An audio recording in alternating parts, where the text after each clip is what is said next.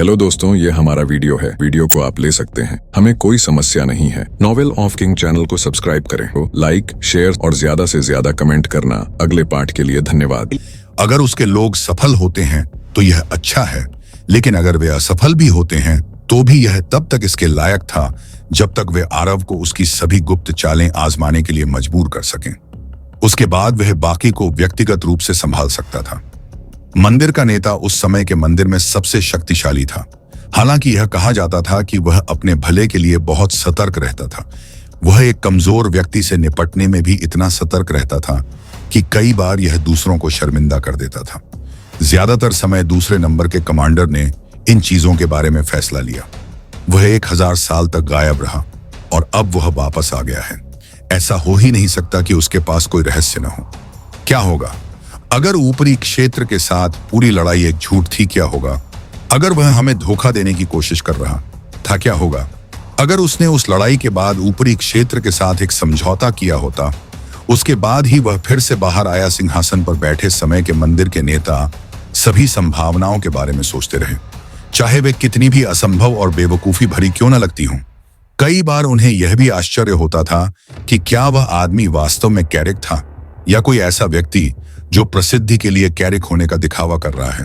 अगर यह उस पर निर्भर होता तो उसे यह तय करने में दशकों लग जाते कि क्या उसे कैरिक की वापसी के बारे में जानने के बाद उस पर हमला करना चाहिए या नहीं। दुर्भाग्य से उसका दूसरा कमांडर उससे कहीं अधिक उत्सुक था। नेता ने भी ज्यादा हस्तक्षेप करने की कोशिश नहीं की और उसे अपना काम करने दिया। हालांकि उसने अपने लोगों को इस बारे में सोचने के लिए अधिक समय लेने के लिए मनाने की कोशिश की। वास्तव में अगर वह हर समय इतना भ्रमित और सतर्क नहीं होता, बाहर से उनकी छवि एक निर्दयी और चालाक नेता की थी। लेकिन केवल वे और समय के मंदिर के सदस्य ही जानते थे वे कितने निराशाजनक थे। 1000 साल से भी ज्यादा पहले यह दूसरा कमांडर ही था जिसने आखिरकार उसे टाइम स्फीयर का इस्तेमाल करने और अपनी योजनाओं को अंजाम देने के लिए मजबूर किया, यह कहते हुए कि वे पहले ही काफी समय बर्बाद कर चुके हैं। दुर्भाग्य से उनके लिए यही वह समय था जब कैरिक को समय के मंदिर के रहस्यों का पता चला जो समय क्षेत्र से संबंधित थे। जब योजना के निष्पादन के लिए समय क्षेत्र को गुप्त रूप से दूसरे गंतव्य पर ले जाया जा रहा था तो कैरिक कमजोर सुरक्षा के बीच क्षेत्र के साथ दिखाई दिया। यह वह समय था जब दोनों पक्षों के बीच दुश्मनी शुरू हुई। दूसरे कमांडर ने कैरिक का पीछा किया और उसे मारने और समय क्षेत्र को वापस लेने के लिए हर संभव तरीके का इस्तेमाल किया। उसने समय के मंदिर की अधिकांश शक्ति का उपयोग करने की भी कोशिश की। इतना सब होने के बावजूद वह असफल रहा और आखिरकार मर गया। दुर्भाग्य से स्थिति में बहुत बदलाव नहीं आया। उनकी मृत्यु के बाद आरिन उनका छोटा भाई दूसरे नंबर का कमांडर बन गया। वह बाहर गया और उसका दिल और भी अधिक नफरत से भर गया। दोनों पक्षों के बीच नफरत और भी बढ़ गई। हालांकि यह लंबे समय तक नहीं चला। इससे पहले कि समय का मंदिर दूसरी बार कोशिश कर सके, कैरिक की मौत की खबर आई।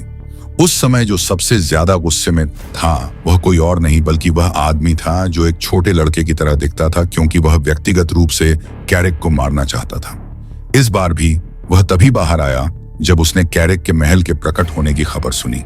उसे उस समय कैरिक की वापसी की खबर मिलने की उम्मीद नहीं थी। हालांकि जब उसे इसके बारे में पता चला तो उसकी आंखें चमक उठी। उसे आखिरकार अपने हाथों से अपने भाई का बदला लेने का मौका मिला। ये दोनों भाई इतने समान क्यों हैं? बड़े भाई की मृत्यु इसलिए हुई क्योंकि उसने मेरी बात नहीं मानी और अब छोटा भाई भी यही करता है। समय के मंदिर के नेता ने आसमान में छोटे लड़के को देखकर आह भरी जिसने एक लाल मणि को कसकर पकड़ रखा था। चाहे कुछ भी हो, शायद इस बार हम सब कुछ समाप्त कर सकें यदि आप उसे अपनी सभी चालें चलने के लिए मजबूर कर सकें और मुझे विश्वास दिला सकें कि वह इतना शक्तिशाली नहीं है, तो मैं आपकी मदद करूंगा। लेकिन अगर वह मेरे विचार से अधिक भयानक निकला तो मैं आप सभी को छोड़ने से पहले 2 बार नहीं सोचूंगा। यह मेरी अवज्ञा करने की सजा है। यह मेरे भाई के लिए है। मैं उसके जीवन की कीमत अपनी जान से चुकाऊंगा। समय के मंदिर के दूसरे कमांडर, जिसे युगल के रूप में जाना जाता है, ने समय के सर्वश्रेष्ठ मणि की शक्ति का उपयोग करके अपनी मुट्ठी बंद कर ली। मणि लाल चमकने लगी। एक रहस्यमयी रोशनी उसके पूरे शरीर को ढकने लगी। उसे इस समय अपने जीवन का बलिदान देने की परवाह नहीं थी। ऐसा लग रहा था जैसे वह समय की सीमाओं से बाहर था और कुछ हद तक समय को नियंत्रित करने के लिए स्वतंत्र था।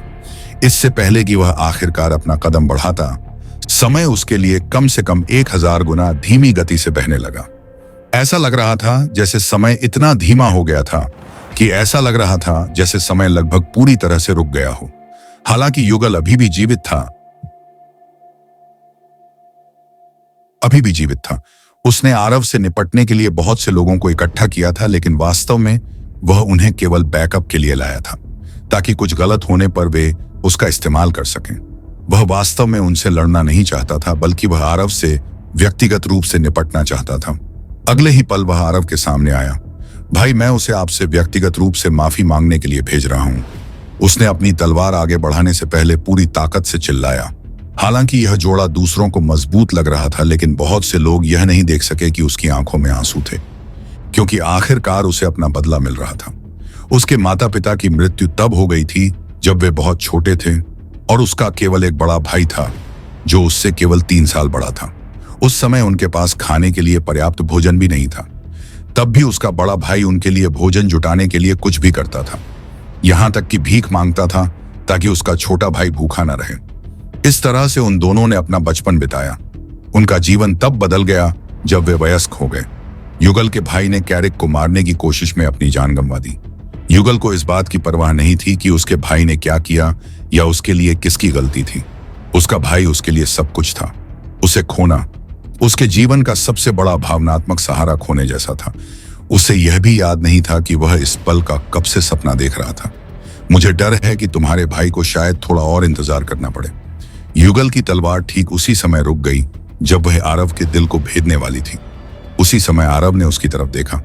युगल हैरान था। समय धीरे धीरे आगे बढ़ रहा था। हालांकि आरव अभी भी स्वतंत्र रूप से चलने में सक्षम था, जैसे कि वह समय के प्रतिबंध से बंधा नहीं था। हालांकि आरव के चेहरे पर ज्यादा भाव नहीं थे। युगल को लगा कि उसकी आंखें उसका मजाक उड़ा रही हैं। हाँ, आप कैसे कर सकते हैं? युगल पीछे कूद गया और दूर गिर गया। वह इतना सदमे में था कि उस समय उसका नियंत्रण आखिरकार टूट या असंभव है। युगल ने उत्सुकता से पूछा, यदि आपको लगता है कि उसने पिछली बार यह तरकीब नहीं आजमाई, तो आप वास्तव में अपने भाई को कम आंक रहे हैं। आरव की सुस्त निगाह युगल पर टिकी थी। आप वास्तव में हर समय को नियंत्रित नहीं कर सकते। आप केवल समय के एक अंश को नियंत्रित करने के लिए बाहरी मदद लेते हैं। यह बहुत अफसोस की बात है कि यह बेकार है। यदि आप वास्तव में समय को पूरी तरह से रोक सकते, शायद यह चुनौतीपूर्ण होता, लेकिन समय को धीमा करने के लिए आप मुझे बहुत कम आंक रहे हैं। आरव को पहले ही पता चल गया था कि समय के मंदिर को अपनी शक्ति कैसे प्राप्त होती है। उनके पास एक भी जादूगर नहीं था। उनके पास समय का सर्वोच्च तत्व भी नहीं था। अगर उनके पास उस तत्व वाला कोई होता, तब उस व्यक्ति को मारना बहुत मुश्किल होता।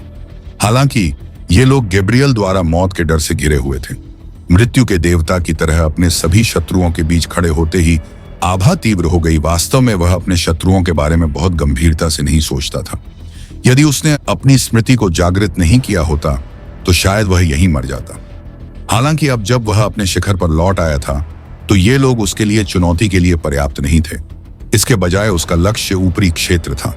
उसके सामने लोग बस एक कदम की दूरी पर थे। आरव ने आसमान की ओर देखा, जैसे कुछ सोच रहा हो। ऐसा लगता है कि आज के बाद सभी को पता चल जाएगा कि मैं लौट आया हूं। उस स्थिति में उसने अपना दाहिना हाथ आसमान की ओर उठाया। दुर्भाग्य से दंपत्ति उसे कोई जादू करने का मौका नहीं देना चाहते थे। उसने सभी को हमला करने का आदेश दिया। भले ही वह आरव था, वह बच नहीं सकता था। आरव पर हजारों हमले किए गए, जिसमें विभिन्न तत्वों की संयुक्त शक्ति थी। उसी समय आसमान में गड़गड़ाहट की आवाज गूंजी। तुमने हमें तुम्हें पकड़ने के लिए गोल गोल दौड़ाया है, लेकिन इस बार हम मुकाबला करेंगे। बिजली की पवित्र पुजारिन ने अपना सबसे शक्तिशाली मंत्र पढ़ा, जबकि उसकी ग्रिमोयर उसके सामने तैर रही थी। अटूट गठन के प्रभाव में उसके मंत्र और भी शक्तिशाली थे। एक लहर काले बादलों के बीच से गुजरी। आकाश भयंकर भिनभिनाता हुआ ड्रैगन नीचे आया और जहां भी गया उस स्थान को नष्ट कर दिया। मेरे लोगों के जीवन को वापस दो जो तुमने लिए हैं। ज्वाला के पवित्र भगवान ने भी दहाड़ लगाई और अपने सबसे शक्तिशाली मंत्र का पाठ किया। एक नीली लौ सुनामी जो अपने रास्ते में सब कुछ जलाकर राख कर सकती थी, समूह से बाहर आ रही थी, जैसे कि वह सब कुछ निगलने वाली थी। उसी समय पृथ्वी की पवित्र पुजारिन के जादू के प्रभाव में जमीन फट गई, जैसे कि वह आरव को पूरा निगलना चाहती थी। प्रकृति के पवित्र भगवान भी पीछे नहीं थे। हजारों अटूट बेलें जमीन से निकली और आरव के पैरों के चारों ओर लिपट गईं। उसे हिलने नहीं दिया। एक एक करके सभी पवित्र लॉर्ड्स ने अपनी चाल चल दी थी। हालांकि दो स्पष्ट रूप से गायब थे। समनिंग की पवित्र पुजारिन अभी भी शाही महल में जंजीरों में जकड़ी हुई थी, जबकि पवित्र पवन भगवान गायब हो गए थे। जैसे ही युगल इस दुनिया में प्रकट हुए, जहां तक प्रकाश के पवित्र भगवान का संबंध था, वह स्वयं आरव थे। इसलिए उनकी उपस्थिति या अनुपस्थिति एक समान थी। धमाका सभी हमले के लक्ष्य। उसी समय एक धधकती सुनामी ने पूरी जमीन को ढक लिया और उसे गहरे नीले रंग की लपटों में घेर लिया, जिसे देख पाना असंभव था। उसी समय बिजली का ड्रैगन भी लपटों के समुद्र में प्रवेश कर गया और ऐसा लग रहा था कि उसने लक्ष्य को मारा है। लंबे समय तक विस्फोटों की आवाजें गूंजती रहीं, क्योंकि सभी हमले आग के समुद्र के अंदर लक्ष्य पर लगे। युग ने अभी भी हमला नहीं किया था, क्योंकि उसकी पिछली योजना विफल हो गई थी। इसलिए उसने दूसरों को पानी का परीक्षण करने दिया। हालांकि वह यह देखकर थोड़ा हैरान था कि आरव ने विरोध नहीं किया और सभी हमलों से मारा गया। वह सोच रहा था कि मर गया था। गड़गड़ाहट की तेज आवाजें गूंज रही थीं, जैसे आसमान से आ रही हों। ऐसा लग रहा था जैसे कई जंजीरें टकराकर हिल रही हों। युग ने आसमान की तरफ देखा। उसे इस बारे में बुरा लग रहा था। जंजीरों की आवाज, जहां तक उसे याद था, आसमान में सिर्फ जंजीरें थीं। एक विश्व स्तरीय की आवाज, जंजीरों की खड़खड़ाहट जैसी लगने वाली आवाज दुनिया भर में गूंज रही थी और सभी के कानों में दिव्य झंकार की तरह पड़ रही थी। आवाज के प्रभाव में दुनिया भर के लोग अपने घरों से बाहर निकल आए, उस आवाज के स्रोत को खोजने की कोशिश में। हालांकि वो आवाज हर दिशा से आ रही थी। आसमान काले बादलों से ढका हुआ था, जिससे पूरी धरती घनी हो गई थी। बिजली की पवित्र पुजारिन भी, जिसने अभी अभी बिजली गगन का इस्तेमाल किया था, हैरान थी, क्योंकि उसके जादू से बने काले बादलों को नए काले बादलों ने निगल लिया था, जो अचानक कहीं से प्रकट हो गए थे। जंजीरों की खड़खड़ाहट और भी तेज हो गई और जहां आरव खड़ा था, वहां गहरे नीले रंग की लपटें उठने लगी। आखिरकार कुछ टूटता हुआ लगा। एक अजीब लेकिन शक्तिशाली आभा ने अचानक धरती को ढक लिया। ऐसा लगा जैसे कोई प्रतिबंध हटा दिया गया हो, यहां तक कि थंडर की पवित्र पुजारिन, जिसने अभी अभी लाइटनिंग गगन का इस्तेमाल किया था, हैरान थी, क्योंकि उसके जादू से बने काले बादलों को नए काले बादलों ने निगल लिया था, जो अचानक कहीं से प्रकट हो गए थे। जंजीरों की खड़खड़ाहट और भी तेज हो गई और उस जगह पर गहरे नीले रंग की लपटें उठने लगीं जहां आरव खड़ा था। अंत में ऐसा लगा जैसे कुछ टूट गया हो। एक अजीब लेकिन शक्तिशाली आभा ने अचानक धरती को ढक लिया। ऐसा लगा जैसे कोई प्रतिबंध हटा दिया गया हो, यहां तक कि थंडर की पवित्र पुजारिन, जिसने अभी अभी लाइटनिंग गगन का इस्तेमाल किया था, हैरान थी, क्योंकि उसके जादू से बने काले बादलों को नए काले बादलों ने निगल लिया था, जो अचानक कहीं से प्रकट हो गए थे। जंजीरों की खड़खड़ाहट और भी तेज हो गई और उस जगह पर गहरे नीले रंग की लपटें उठने लगीं जहां आरव खड़ा था। अंत में ऐसा लगा जैसे कुछ टूट गया हो। एक अजीब लेकिन शक्तिशाली आभा ने अचानक धरती को ढक लिया। ऐसा लगा जैसे कोई प्रतिबंध हटा दिया गया हो, इस दुनिया से उठा लिया गया। दुनिया जंजीरों से मुक्त हो गई थी। साथ ही जंजीरों के टूटने की आवाज भी चारों ओर गूंज उठी। इस दुनिया की आभा अब कैद नहीं थी। हालांकि की इसका मतलब यह भी था कि यहां जो कुछ भी हुआ वह अब छिपा नहीं था।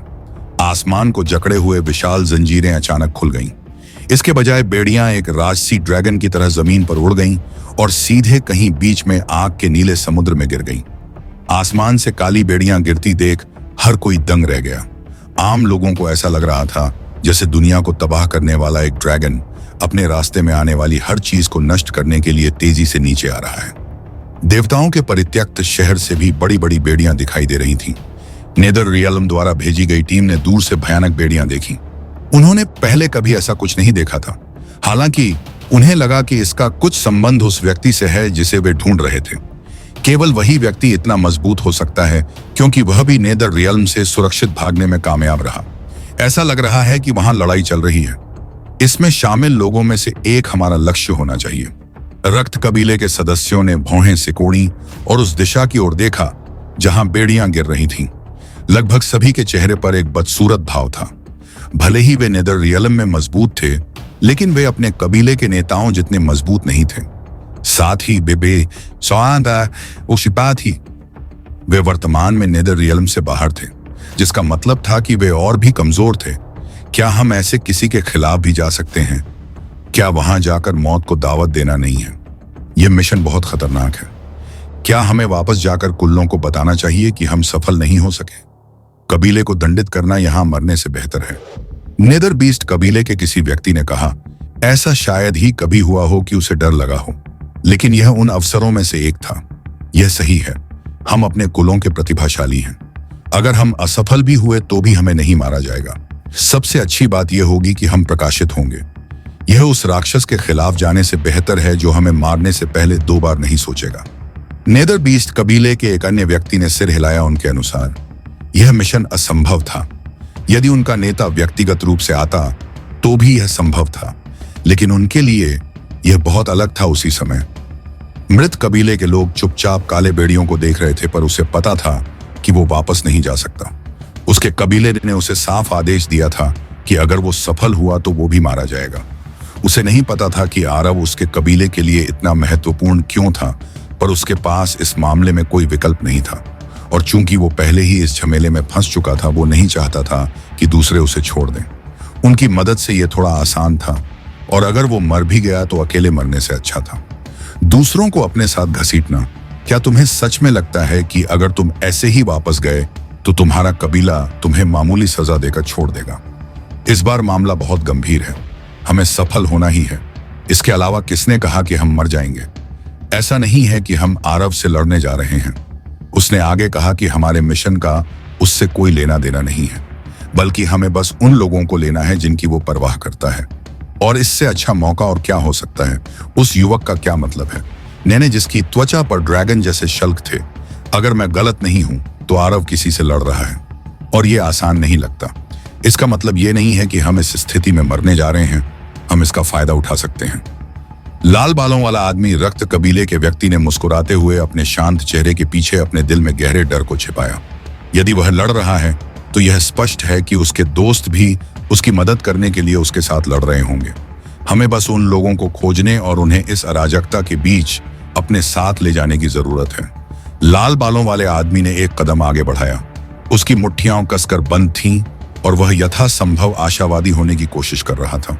अंततः वह दूसरों को उसके पीछे आने के लिए राजी करने में कामयाब रहा। उन्होंने माया को भी साथ खींच लिया और युद्ध के मैदान की ओर बढ़ गए। काली बेड़ियां आग के समुद्र में प्रवेश कर गईं और गाय जम गई। हालांकि उसी समय गहरी नीली लपटें भी अपनी जगह पर जम गईं, बिजली के लावा से भी अधिक गर्म लपटें। अंधेरे बेड़ियों के संपर्क में आते ही जम गई स्नेप। फिर किसी की उंगलियों के चटकने की आवाज आई। जमी हुई लपटें बर्फ के छोटे कणों में बदल गईं। इससे भी बुरी बात यह थी कि आरव अभी भी पूरी तरह सुरक्षित था। उसके पैरों के नीचे की जमीन खिसक गई थी, लेकिन वह अंदर नहीं खींचा गया था। उसका शरीर वहीं तैर रहा था जहां वह पहले खड़ा था। उसके कपड़ों पर धूल का एक कण भी नहीं दिख रहा था। जहां तक उस बिजली के अजगर की बात है, इजदम जिसने उस पर हमला किया था, वह अभी भी वहां दिखाई दे रहा था। हालांकि बिजली का अजगर एक असहाय जानवर की तरह था जिसकी गर्दन को आरव ने अपने दाहिने हाथ से पकड़ रखा था। बिजली का अजगर पूरी ताकत से संघर्ष कर रहा था। बर्फबारी के बीच हर जगह बिजली की चमक दिखाई दे रही थी। हालांकि अजगर खुद को मुक्त नहीं कर सका। अंत में बिजली का अजगर पूरी तरह से नष्ट होने से पहले सभी की आंखों के सामने दर्द से चीख सकता था। जैसे ही बिजली का अजगर नष्ट हुआ, बिजली की पवित्र पुजारिन ने खून की खांसी की और उसका चेहरा पीला पड़ गया। ज्वाला के देवता ने कम से कम इसे संभालने में कामयाबी हासिल की, क्योंकि जब उनका सबसे शक्तिशाली मंत्र नष्ट हो गया, उचकुआहा पुस्से के यान मुस्कुद गया, तो उनके होठों से केवल खून की एक बूंद निकली। लेकिन बिजली की पवित्र पुजारिन खुद को मुक्त नहीं कर सकी। पुजारिन बहुत बुरी हालत में थी। बिजली के ड्रैगन को नष्ट करने के बाद आरव ने उसकी हथेली को देखा। उसके दाहिने हाथ पर कुछ जलने के निशान थे जो स्पष्ट रूप से दर्दनाक लग रहे थे। फिर भी उसने ज्यादा प्रतिक्रिया नहीं की। उसे भी चोट लगी थी, लेकिन उसकी हालत दूसरों से बेहतर थी। इसके अलावा यह वही था जो वह चाहता था। वह दूसरों के साथ मिलकर उस पर हमला करने की प्रतीक्षा कर रहा था ताकि वह उनसे मिलकर निपट सके। युगल स्तब्ध था। अपने गठन के प्रभाव में भी आरव अभी भी ज्यादातर सुरक्षित रह सकता था। हालांकि जिस चीज ने उसे सबसे ज्यादा स्तब्ध किया वह था इस दुनिया को एक बार बांधने वाली काली बेड़ियों का गायब होना। बेड़ियां कहीं नहीं मिल रही थीं। वह मदद नहीं कर सका, लेकिन आश्चर्य कर रहा था कि बेड़ियां कहां गायब हो गईं। इतनी बड़ी चीज पतली हवा में कैसे गायब हो सकती है? उसकी दाहिनी कलाई। जब वह अभी भी इसके बारे में सोच रहा था, किसी ने आरव की ओर इशारा किया और आश्चर्य से कहा। युगल लंबा ऐसा लग रहा था जैसे पूरी दुनिया को ढकने वाली बेड़ियां इतनी छोटी हो गई थीं कि उन्हें कंगन में बदला जा सकता था। यह असंभव लग रहा था। बेड़ियां विश्व स्तरीय मंत्रों से बनाई गई थीं। इसका मतलब था कि वे वास्तविक नहीं थे, बल्कि आरव के तत्व की अभिव्यक्ति थे। यह वास्तविक सहायक उपकरण में कैसे बदल सकता है? अगर वास्तव में ऐसा था तो क्या इसका मतलब यह नहीं था कि आरव अपने विश्व स्तरीय मंत्रों से एक नया पुरुष बनाने में कामयाब रहा था? एक नया पुरुष जो विश्व स्तरीय मंत्रों से बना था। यह कितना शक्तिशाली हो सकता है? यह निश्चित रूप से किसी भी अन्य न्यूमैन से कहीं बेहतर था, क्योंकि आरव ने इस न्यूमैन को कुछ नहीं से बनाया था। इसकी शक्ति की कल्पना नहीं की जा सकती थी। ऐसा पहले कभी नहीं हुआ था। क्या अब हम गंभीर हो सकते हैं? आरव ने अपना दाहिना हाथ उठाया। चूंकि उसे कोई मंत्र बदलने की जरूरत नहीं थी, कोई भी उसका मंत्र नहीं सुन सकता था। हालांकि मैं यह लड़ाई लड़ूंगा, मैं उनका फिर से स्वागत करूंगा। हालांकि दूसरे इसे नहीं देख सके। जैसे ही उसे मृत्यु की जंजीरों की याद आई, मृत्यु के तत्व पर उसका नियंत्रण और भी बेहतर हो गया। जब से वह पिछली बार मरा था, तब से 1000 वर्षों से मृत्यु की जंजीरें इस कैद दुनिया से मृत्यु की आभा एकत्र कर रही थीं। इसके बारे में किसी को पता नहीं था। यहां तक कि ऊपरी क्षेत्र के लोग भी इसका अनुमान लगाने में कामयाब नहीं हुए थे। पिछले 1000 वर्षों में मृत्यु की जंजीरों ने मृत्यु की इतनी अधिक आभा एकत्र कर ली थी कि आरव के लिए भी इसे एक बार में अवशोषित करना मुश्किल था। जितना अधिक वह मृत्यु की जंजीरों में फंसता गया, उतने ही काले निशान उसकी त्वचा पर फैलते गए, जिससे ऐसा लगता जैसे उसका पूरा शरीर टैटू से ढका हो। काले निशान फिर उसकी गर्दन तक फैल गए, जो कि पूरे कपड़े पहने होने पर भी थोड़ा दिखाई दे रहा था। बस थोड़ा। और आरव ने बुदबुदाते हुए कहा, अपार ऊर्जा महसूस कर रहा हूं। इतना कुछ पाने के बाद भी वह थोड़ा कमजोर था। सच रेसिया साम्राज्य के लेगेसी गार्डन में दिखाई दिया। समन संरचना ने पूरे बगीचे को कवर किया और उससे भी ज्यादा उस क्षेत्र के आसपास कोई नहीं था। हालांकि अगर कोई वहां होता तो वह यह देखकर दंग रह जाता कि वहां एक शानदार महल प्रकट हुआ था, जैसे कि वह पतली हवा से निकल कर आया हो। महल चारों तरफ से खून की नदी से घिरा हुआ था, जहां से बुरी आत्माओं की चीखें साफ सुनी जा सकती थीं। यह खूबसूरत लेकिन डरावना महल वही महल था जिसका इस्तेमाल कैरिक ने अतीत में किया था। यह वही महल था जहां उसने अपनी सेना को 1000 सालों तक बंद रखा था। हालांकि उसने अपनी सेना को 1000 सालों तक बंद रखने का वादा किया था, लेकिन जब से प्रकाश की देवी ने उसे धोखा दिया, उसने उस वादे की भी परवाह करना बंद कर दिया। दुर्भाग्य से वह भी अपनी सेना पर लगाए गए महार को नहीं तोड़ सका। समय से पहले अपनी खुद की मुहर तोड़ने के लिए उसे उस समय से भी ज्यादा मजबूत बनना था जब उसने मुहर लगाई थी, जो आसान नहीं था। अगर ऐसा नहीं होता, अतीत की शक्ति उसी समय। एक अन्य व्यक्ति आरव के ठीक सामने छोटे घेरे से निकला। एक व्यक्ति जिसने अपना चेहरा एक काले लबादे में छिपा रखा था। हालांकि उस आदमी का चेहरा इंसान जैसा लग रहा था। उसकी बाईं आंख में एक गहरी नीली लौ जल रही थी। इससे भी अधिक अजीब बात यह थी कि उसकी एक भुजा में मांस नहीं था, केवल हड्डियां थीं। आरव ने आखिरकार सब कुछ व्यवस्थित कर लिया था। उसने जानबूझकर अपने दुश्मनों को रेसिया साम्राज्य से बाहर निकाल दिया ताकि साम्राज्य को उनकी लड़ाई में कोई नुकसान न हो। इसके अलावा उसने अपने स्वयं के हमलों का उपयोग करके सांसारिक बंधनों को न्यूमैन में सफलतापूर्वक परिष्कृत किया, जो कि उसके लिए भी असंभव होता यदि सभी शर्तें पूरी नहीं होती। अब जब सब कुछ ठीक था, वह आखिरकार तैयार था। मारने के लिए तैयार ऊपरी क्षेत्र में राज्य का शासक आलस से अपने सिंहासन पर बैठा था और अपने एक जनरल की कुछ रिपोर्ट सुन रहा था। हाथ उसकी आंखें बंद थीं। वह अभी भी जागा हुआ था, आलस से सुन रहा था और ज्यादा प्रतिक्रिया नहीं कर रहा था। हालांकि रिपोर्ट खत्म होने के कुछ सेकंड बाद आदमी ने अचानक अपनी आंखें खोली और एक खास दिशा में अजीब तरह से देखना शुरू कर दिया। यह दिलचस्प है। यह फिर से वही व्यक्ति है। वह वह अकेला नहीं था जिसे कुछ अजीब लगा। ऐसा लग रहा था जैसे कि आरव इस बार खुलेआम अपनी वापसी की घोषणा कर रहा था और सभी को बता रहा था। आरव मध्य हवा में तैर रहा था, जैसे कि वह एक अधिपति था जो ऊपर आसमान से सभी को देख रहा था। मुझे आपको धन्यवाद देना चाहिए कि आपने मेरी मदद करने के लिए इतने सारे लोगों को यहाँ इकट्ठा किया। आरव की शांत आवाज पूरे युद्ध क्षेत्र में गूंज गई, जो एक पल के लिए रुक गई। आरव ने समझाने की जहमत भी नहीं उठाई। जब से उसे अपनी यादें वापस मिली, उसे एहसास हुआ कि सांसारिक बंधन उसके लिए कितने महत्वपूर्ण थे। उनमें 1000 साल से मृत्यु का तत्व समाया हुआ था। तत्व के साथ साथ सांसारिक बंधनों में घृणा और आक्रोश भी आ गया। उन्हें एक ऐसी चेतना मिली जो आरव के पूरी तरह से नियंत्रण में नहीं थी। अगर कुछ था तो वह चेतना आरव से नफरत करती थी। दुर्भाग्य से वह खुद को मुक्त नहीं कर सकी, चाहे वह चेतना आरव से कितनी भी नफरत क्यों न करती हो। अभी बेहयाम जंजीरों में जकड़ी हुई थी, एक ऐसे जादू से बंधी हुई जिसे केवल जादूगर ही तोड़ सकता था। जब से आरव को उसकी यादें वापस मिली, सांसारिक बंधन बेचैन हो गए हैं। उन्हें उससे जुड़ाव महसूस होता है। वह आरव को मारना चाहता था ताकि वह उसके नियंत्रण से मुक्त हो सके, क्योंकि पिछले 1000 सालों में उसे मरने वाले जीवों से बहुत आक्रोश और घृणा मिली थी। आरव को भी यह आक्रोश महसूस हुआ। उसे लग रहा था कि सांसारिक बंधनों पर उसका नियंत्रण अस्थिर था। ऐसा लग रहा था जैसे उसे नियंत्रित करना मुश्किल हो रहा था। अगर वह सांसारिक बंधनों को परिष्कृत करना चाहता था और एक ऐसी कलाकृति बनाना चाहता था जिसे वह अपने साथ ले जा सके, तो उसे अपने साथ ले जाना होगा। इसीलिए यह जितना लग रहा था उससे कहीं ज्यादा कठिन था। यहां तक कि उसे भी यकीन नहीं था कि वह सफल हो सकता है। यदि वह बहुत मजबूत होता तो वह बेड़ियों को नियंत्रित करने के बजाय गलती से मंत्र को नष्ट कर सकता था। यदि ऐसा हुआ तो यह उसके द्वारा उन संसाधनों को बर्बाद करने से अलग नहीं होगा जिन्हें इकट्ठा करने में 1000 साल लगे थे।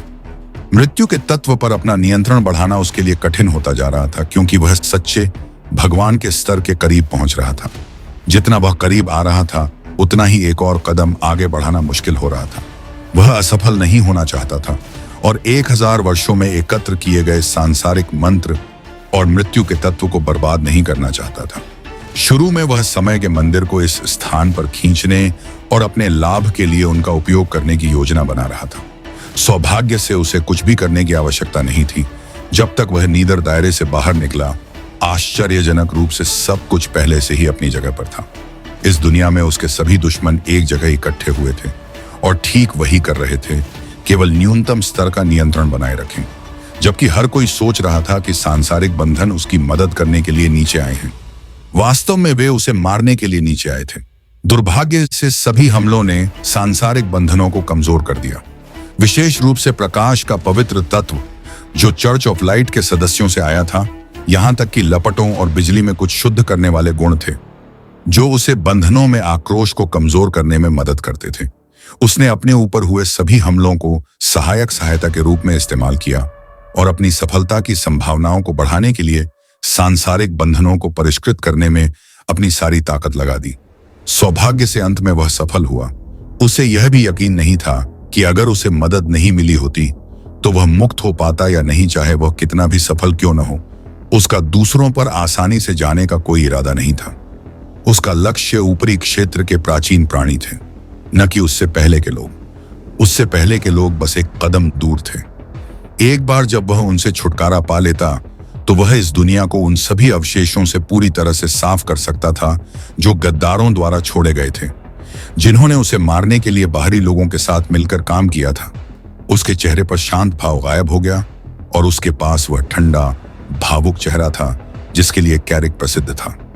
उसे अपने आसपास के लाखों लोगों की परवाह नहीं थी। इसके अलावा लोगों की संख्या बढ़ती जा रही थी, क्योंकि सभी चर्चों ने सभी जादूगरों को शैतान की तथाकथित अधीनता में भाग लेने के आदेश जारी किए थे। यहां तक कि जादूगरों को यहां लाने के लिए हर शहर में कुछ स्थानिक पोर्टल खोले गए थे। ऐसा लग रहा था जैसे समय का मंदिर और चर्च आरव से छुटकारा पाने के लिए जितने लोगों की जरूरत थी उतने लोगों की बलि देने के लिए तैयार थे। पलक झपकते ही युद्ध तेज हो गया। पूरे युद्ध क्षेत्र में हर जगह जादू के मंत्र दिखाई दे रहे थे। एक के बाद एक विस्फोट हर जगह हो रहे थे। राफेल को इस बात पर थोड़ी हैरानी हुई कि वह अचानक युद्ध के मैदान में आ गया है। इसके अलावा आरव को अलग महसूस हो रहा था।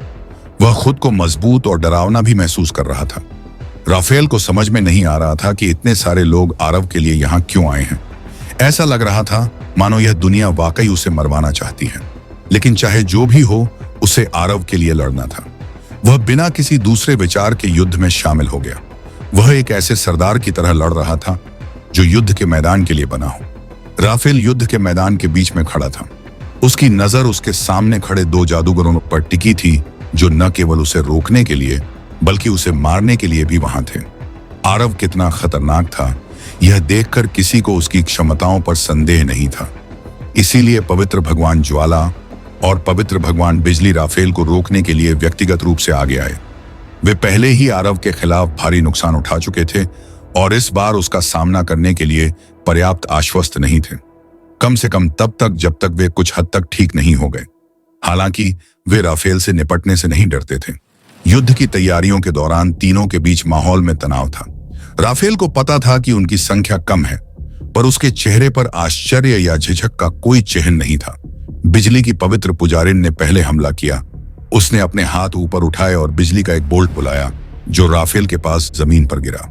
राफेल ने जल्दी से हमले को चकमा दिया और आग की लपटों के साथ जवाबी हमला किया जिसने कवच से ढकी युवती को घेर लिया। बिजली की पवित्र पुजारिन ने राफेल को गंभीरता से नहीं लिया। उसके पास एक अंक था जो उसे आग से बचाता था। इसके अलावा उसके पास खुद को बचाने के लिए एक मंत्र भी था। उसके चेहरे पर एक व्यंग्यात्मक भाव था, मानो वह राफेल का उसके खिलाफ बेकार होने के लिए उपहास कर रही हो। उसके पास आखिरकार राफेल को रोकने का एक कारण था। पवित्र भगवान की लपटें राफेल के खिलाफ स्पष्ट रूप से सुरक्षित थीं, जो केवल लपटों का उपयोग कर सकता था, जबकि उसके पास उसके सुरक्षा खजाने की मदद थी जो लपटों के खिलाफ सबसे बेकार थी। अगर ऐसा नहीं होता तो यह संदिग्ध था कि क्या वह आगे बढ़ते चेहरा जब वह बिना किसी नुकसान के बाहर आएगी। वह राफेल के थक जाने का इंतजार करना चाहती थी ताकि वह उस पर अचानक हमला कर सके और उसे तुरंत मार सके। दुर्भाग्य से उसकी नम्र अभिव्यक्ति जल्दी ही बदल गई। उसका शांत और अभिमानी चेहरा पीला पड़ गया, मानो वह कागज की एक पतली शीट हो। इससे पहले कि वह पिर्रा को चिल्लाना शुरू कर दे, उसे भयानक गर्मी महसूस हुई जो उसकी त्वचा और हड्डियों को जला रही थी। वह डर गई थी। उसका खजाना उसकी बिल्कुल भी मदद नहीं कर रहा था, जैसे कि वह इन नीली लपटों को लपटों के रूप में भी नहीं पहचान सकती थी। जहां तक उसकी अपनी बाधा का सवाल है, यह तुरंत नष्ट हो गई। उसका पूरा शरीर पलक झपकते ही जल गया था। उसने आग के तूफान से भागने की कोशिश की, लेकिन बहुत देर हो चुकी थी। वह अंदर बंद थी, बाहर निकलने में असमर्थ। इस अग्नि तूफान के अंदर का स्थान भी अवरुद्ध हो गया था। वह बाहर नहीं निकल सकी। केवल उसकी दर्दनाक चीखें ही अग्नि तूफान से बाहर निकलने में सफल रहीं। यहां तक कि ज्वाला के पवित्र देवता भी अविश्वास में थे। लड़ाई शुरू हुए कुछ ही मिनट हुए थे और बिजली की पवित्र पुजारिन पहले से ही मौत के दरवाजे पर एक मरते हुए जानवर की तरह चीख रही थी। वह उसे बचाना चाहता था, लेकिन वह नहीं बचा सका। उसे यह भी यकीन नहीं था कि वह उसे बचा पाएगा या नहीं, क्योंकि उसकी चीखें पहले से ही कमजोर हो गई थीं, जैसे कि वह किसी भी क्षण मर सकती थी। उसे बचाने की कोशिश में अपना समय बर्बाद करने के बजाय उसने इसका बेहतर उपयोग करने का फैसला किया, और जब राफेल का ध्यान उस महिला की ओर गया तो उसने उस पर हमला कर दिया। वह अपने साथी के भाग्य से विचलित नहीं हुआ। उसने अपने हाथ ऊपर उठाए और आग की एक दीवार बनाई जिसने उसे राफेल से अलग कर दिया। राफेल जो दूसरी तरफ था, दोनों के बीच भयंकर युद्ध हुआ। हर कोई ऊपरी हाथ हासिल करने की कोशिश कर रहा था। दुर्भाग्य से यह आसान नहीं था, क्योंकि वे दोनों ने आग की लपटों का इस्तेमाल किया। भले ही उनकी लपटें मौलिक रूप से अलग थीं, वे समान भी थीं, जिसने उन्हें एक दूसरे के लिए सबसे खराब जोड़ी बना दिया। उनके हमले एक दूसरे के खिलाफ कमजोर थे। इस तथ्य का उल्लेख नहीं करना चाहिए कि वे दोनों युद्ध में अनुभवी थे। राफेल ने एक अंधेरे आग के गोले को बुलाया जो बिल्कुल एक काले सूरज की तरह दिखता था, जिसे उसने पवित्र भगवान की ओर फेंक दिया। पवित्र भगवान ने आग की एक दीवार के साथ जवाब दिया, जिसने आखिरी क्षण में आग के गोले को विक्षेपित कर दिया। आप दूसरों के खिलाफ मजबूत हो सकते हैं, लेकिन मेरे खिलाफ आप बेकार हैं। मैं आपको जब तक चाहूं रोक सकता हूं। ज्वाला के पवित्र देवता को आश्चर्य हुआ कि वह कभी भी छिपकर हमला करके राफेल को नहीं मार सकता था। हालांकि इससे कोई फर्क नहीं पड़ता था। उसके पास उसे मारने के कई मौके होते। दुर्भाग्य से ज्वाला का पवित्र देवता एक कछुआ था जो अपने खोल में छिपा हुआ था और अपनी किसी भी खामी को प्रकट नहीं कर रहा था। राफेल जानता था कि उसे युद्ध को जल्दी समाप्त करना होगा, चाहे उसे कुछ भी करना पड़े। वह युद्ध को लंबा नहीं खींच सकता था। आरव के दुश्मनों की संख्या प्रत्येक गुजरते सेकंड के साथ बढ़ रही थी। अब 1 मिलियन से अधिक जादूगर थे। भले ही आप एक खोल में छिप जाएं, आप जीवित नहीं बचेंगे। राफेल ने अपनी आंखें बंद कर लीं और अपनी ऊर्जा को एक बार फिर केंद्रित किया। उसने अपनी जेब से एक काला क्रिस्टल निकाला और अपने मुंह में डाल लिया। जैसे ही उसने क्रिस्टल को अपने मुंह में डाला, उसकी गर्दन के चारों ओर की नसें उभर आईं। ऐसा लग रहा था कि वह दर्द में था। वह कुछ ऐसा उपयोग कर रहा था जो वह वास्तव में करने में सक्षम नहीं था। हालांकि उसे परवाह नहीं थी। अचानक उसने अपनी आंखें खोली। उसकी बाईं आंख की ज्वाला गहरे नीले से काले रंग में बदल गई, जैसे कि राफेल कुछ ऐसा उपयोग कर रहा था जिसे उसने पहले कभी नहीं दिखाया था। उसके चारों ओर की आभा पूरी तरह से बदल गई। अब उसकी लपटों में एक दूसरा तत्व, जैसे समय के मंदिर ने समय की क्षमताओं का उपयोग करने के लिए समय क्रिस्टल का उपयोग किया था। राफेल ने एक अंतरिक्ष क्रिस्टल का उपयोग किया। यह स्पष्ट नहीं था कि उसे यह कहां से मिला था, लेकिन यह इतना छोटा था कि ऐसा लगता था कि यह कुछ उपयोगों के बाद आसानी से टूट सकता था। राफेल को इस बात की परवाह नहीं थी कि यह क्रिस्टल कितना कीमती था। युद्ध का मैदान खर्चों के बारे में सोचने की जगह नहीं थी, जबकि ज्वाला का पवित्र देवता अभी भी अपनी दूरी बनाए हुए था और यह सुनिश्चित करने के लिए नियमित रूप से हमला कर रहा था कि राफेल भाग न जाए। उसे इस बात का एहसास नहीं था कि राफेल अब थोड़ा अलग था। वह लपटों में स्थानिक तत्व को महसूस नहीं कर सकता था, जबकि वह यह अभी भी जलती हुई दीवार के पीछे छिपा हुआ था। उसने अपने पीछे खुलने वाले हजारों स्थानिक पोर्टलों को नहीं देखा। और भी अधिक स्थानिक पोर्टल उसके ऊपर और आसपास दिखाई दिए। जब उसके आसपास का स्थान टूटने लगा तो उसने देखा कि कुछ गड़बड़ है। उसके माथे के बीच में देखा जा सकता था। उसके चेहरे पर कोई भाव नहीं था, क्योंकि उसके शरीर ने अपनी सारी ताकत खो दी थी। वह पूछना चाहता था कि यह कैसे संभव था, लेकिन उसके गले में कई छेद थे जो खून बह रहा था, इसलिए वह बोलने में असमर्थ था। आग की दीवार गायब हो गई, जबकि ज्वाला का पवित्र भगवान बेजान जमीन पर गिर गया। राफेल जलते हुए गड्ढे में अकेला खड़ा था, पसीने से लथपथ और सांस लेने के लिए संघर्ष कर रहा था। उसने लड़ाई जीत ली थी, लेकिन वह जानता था कि यह आने वाली कई लड़ाइयों में से एक थी। इसके अलावा क्रिस्टल के उपयोग ने उसे और भी थका दिया था। राफेल ने अभी अभी अकेले लड़ाई समाप्त की थी। 2 पवित्र लॉर्ड्स को डालने के बाद ही उसे कुछ सांस लेने की जगह मिली। वह आरव की ओर मुड़ा और देखने लगा कि दूसरी तरफ क्या हो रहा है। हालांकि उसने जो देखा उससे वह काफी हैरान था। आरव की तरफ से 2 और पवित्र भगवान मर चुके थे। इससे भी अच्छी बात यह थी कि आरव का कंगन अपने विशाल बेड़ियों के रूप में वापस आ गया था, जो युद्ध के मैदान में उड़ते हुए एक ड्रैगन की तरह था, जो समय के मंदिर द्वारा बनाए गए सभी द्वारों को नष्ट कर रहा था। युद्ध का मैदान खून से लथपथ था और हर जगह मौत दिखाई दे रही थी। उस समय लाखों जादूगर जो यह सोचकर यहां आए थे कोई यह एक ऐसा युद्ध है जिसे वे जीत सकते हैं, होते हैं, वे घबरा गए थे। वे वहां आने के लिए खुद को कोस रहे थे। ऐसा लग रहा था जैसे वे खुद मौत के दरवाजे पर आ गए हों। युद्ध में शामिल होने की बात तो दूर, आम जादूगरों के लिए युद्ध के मैदान के करीब खड़े होना भी मुश्किल था, खासकर जब आरव ने मृतकों के क्रोध का इस्तेमाल किया और एक ही बार में सैकड़ों हजारों जागरों को मिटा दिया। दुर्भाग्य से उनके रक्त लाल क्रिस्टल की वजह से जोड़े को मारना मुश्किल था, यहां तक कि आरव भी युगल को मारने में सक्षम हो जाता। युगल का क्रिस्टल प्रभावी हो जाता, जिससे उसका शरीर कुछ सेकंड पीछे चला जाता। इसकी बदौलत ऐसा लगता था जैसे युगल भविष्य देख सकता है, क्योंकि वह इसे पहली बार अनुभव कर रहा था। दुर्भाग्य से समय को पीछे ले जाना बहुत थकाऊ था। युगल लगातार छोटा होता जा रहा था। यदि वह पहले 12 साल का दिखता था तो वह अब 8 साल का दिखता था। वह यह भी जानता था कि वह ऐसे नहीं चल सकता। यदि यह ऐसे ही चलता रहा तो क्रिस्टल के उपयोग के कारण उसका अस्तित्व मिट जाएगा। दुर्भाग्य से उसके पास कोई विकल्प नहीं था। यदि मुझे मरना भी पड़े तो मैं तुम्हें अपने साथ घसीटूंगा। लाखों प्राणियों की दर्दनाक चीखों के बीच हर सेकंड युगल ने अपनी मुट्ठी कस ली। इस बार उसने समय के क्रिस्टल का उपयोग धीरे धीरे नहीं किया।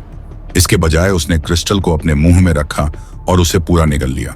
इसकी शक्ति के एक अंश का उपयोग करने के बजाय उसने इसे पूरी तरह से उपयोग करने का निर्णय इस संरचना का उपयोग करें। प्रभाव भी बहुत मजबूत होगा। हालांकि समय से पहले यह कोई फर्क नहीं पड़ता था। जैसे ही उसने क्रिस्टल का पूरी क्षमता से उपयोग किया, सब कुछ बेकार था। युगल को लगा उसका शरीर जल रहा है। ऐसा लग रहा था जैसे उसका शरीर धीरे धीरे टूट रहा है। इस अपार शक्ति को संभालने में असमर्थ उसके बाल पूरी तरह से सफेद हो गए, जैसे कि उनमें अविश्वसनीय शक्ति भरी हो। उसका शरीर भी समय की से घिरा हुआ था। उसके चारों ओर का स्थान लगातार टूट रहा था, जैसे कि स्थान और समय के बीच संतुलन बनाए रखने में असमर्थ युगल को पता था कि अब लौटने का कोई रास्ता नहीं था, क्योंकि उसने अपना अंतिम उपाय इस्तेमाल कर लिया था। वह 30 सेकंड के बाद मरने के लिए बाध्य था, एक दर्दनाक मौत। हालांकि कोई फर्क नहीं पड़ता कि वह अभी भी युगल को अपने साथ नरक में ले जाना चाहता था। आरव यह देखकर थोड़ा हैरान था कि उस छोटे से महत्वहीन लाल क्रिस्टल में कितनी शक्ति थी। वह अंतरिक्ष के देवता से कभी नहीं मिला था। हालांकि उस व्यक्ति के लिए इस तरह के क्रिस्टल को बनाने में सक्षम होना यह स्पष्ट था कि अंतरिक्ष के सर्वोच्च तत्व में ऐसा करने की शक्ति थी। उसका नियंत्रण मृत्यु के तत्व पर उसके नियंत्रण से कहीं अधिक था। उसने यह भी उम्मीद नहीं की थी कि एक नश्वर प्राणी क्रिस्टल की बदौलत अंतरिक्ष के देवता की अधिकांश शक्ति का उपयोग करने में सक्षम होगा। आरव को इस बारे में सोचने का समय भी नहीं मिला। जब समय अचानक पूरी तरह से रुक गया, ऐसा लगा जैसे समय का साम्राज्य पूरे युद्ध के मैदान को कवर करते हुए हर जगह फैल गया हो। डोमेन के अंदर का समय धीरे धीरे नहीं चलता था, बल्कि यह पूरी तरह से रुक गया था। ऐसा डोमेन कुछ ऐसा था जिसे केवल सच्चे देवताओं द्वारा ही डाला जा सकता था, जिनका अपने तत्वों पर पूर्ण नियंत्रण था। ऐसे डोमेन के अंदर सब कुछ उनके नियंत्रण में था। भले ही डोमेन के अंदर का समय पूरी तरह से रुक गया था, लेकिन दुआ के लिए यह अभी भी सामान्य गति से आगे बढ़ रहा था। उसका शरीर अभी भी सामान्य गति से क्षय हो रहा था। अगले ही पल दुआ आरव के सामने प्रकट हुई, जो समय में जम गया था। हालांकि उसके पास भी एक सर्वोच्च तत्व था, लेकिन वह उस तरह का डोमेन नहीं बना सकता था, क्योंकि उसका नियंत्रण उस क्षेत्र तक नहीं पहुंच सकता था। जमे हुए होने के बावजूद कम से कम वह अभी भी सोच सकता था। उसका शरीर जम गया था, लेकिन उसकी चेतना मुक्त थी, इसलिए वह सब कुछ देख सकता था। यह महसूस करना वास्तव में अजीब था। वह महसूस कर सकता था कि क्या हो रहा था, लेकिन वह कुछ नहीं कर सकता था। उसने महसूस किया कि उसने वास्तव में युगल को कम करके आंका था। वह कैसा महसूस करता है? युगल आरव के सामने खड़ा था। उसके चेहरे पर एक ठंडी मुस्कान थी। क्या आपको मेरे भाई को मारने का पछतावा है? चिंता न करें, मैं आपको माफी मांगने के लिए व्यक्तिगत रूप से उनके पास भेजूंगा। 20 सेकंड पहले ही बीत चुके थे, अब केवल 10 सेकंड बचे थे। युगल उसके होठों से खून बहता देख सकता था। उसका शरीर लगभग पूरी तरह से नष्ट हो गया था। वह खुद को मरता हुआ महसूस कर सकता था। वह पहले कभी नहीं देखा गया। दर्द का अनुभव कर रहा था। हालांकि वह चाहता था कि आरव को और भी बुरा महसूस हो। वह एक छोटा खंजर लाया, जो एक कमजोर समय क्रिस्टल का उपयोग करके बनाया गया था। यह न केवल एक सामान्य खंजर की तरह काम करता था, बल्कि सच्चे देवताओं को मारने की क्षमता भी रखता था। कान किसी चीज ने उसकी कलाई पकड़ ली थी, जिससे उसके लिए खंजर को आगे बढ़ाना असंभव हो गया था। उसने अपनी निगाहें नीची की और चौंक गया।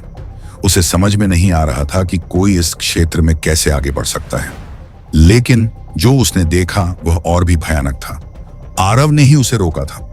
आरव का बायां हाथ उसकी कलाई पर था, जिससे वह खंजर को आगे नहीं बढ़ा पाया। दंपत्ति के नियंत्रण में केवल 1 सेकंड बचा था, लेकिन वह खंजर को वापस भी नहीं खींच सकता था। कुछ और करना तो दूर की बात थी। उसकी त्वचा इस तरह फट गई थी मानो वह कोई मूर्ति हो। समय के प्रभाव में उसका शरीर आखिरकार अपनी सीमा तक पहुंच गया था। उसकी आंखें अभी भी अविश्वास में खुली हुई थीं और वह दंपत्ति के चेहरे को देख रहा था। ओ बेटा, जबकि उसका शरीर टूट रहा था और शून्य में विलीन हो रहा था।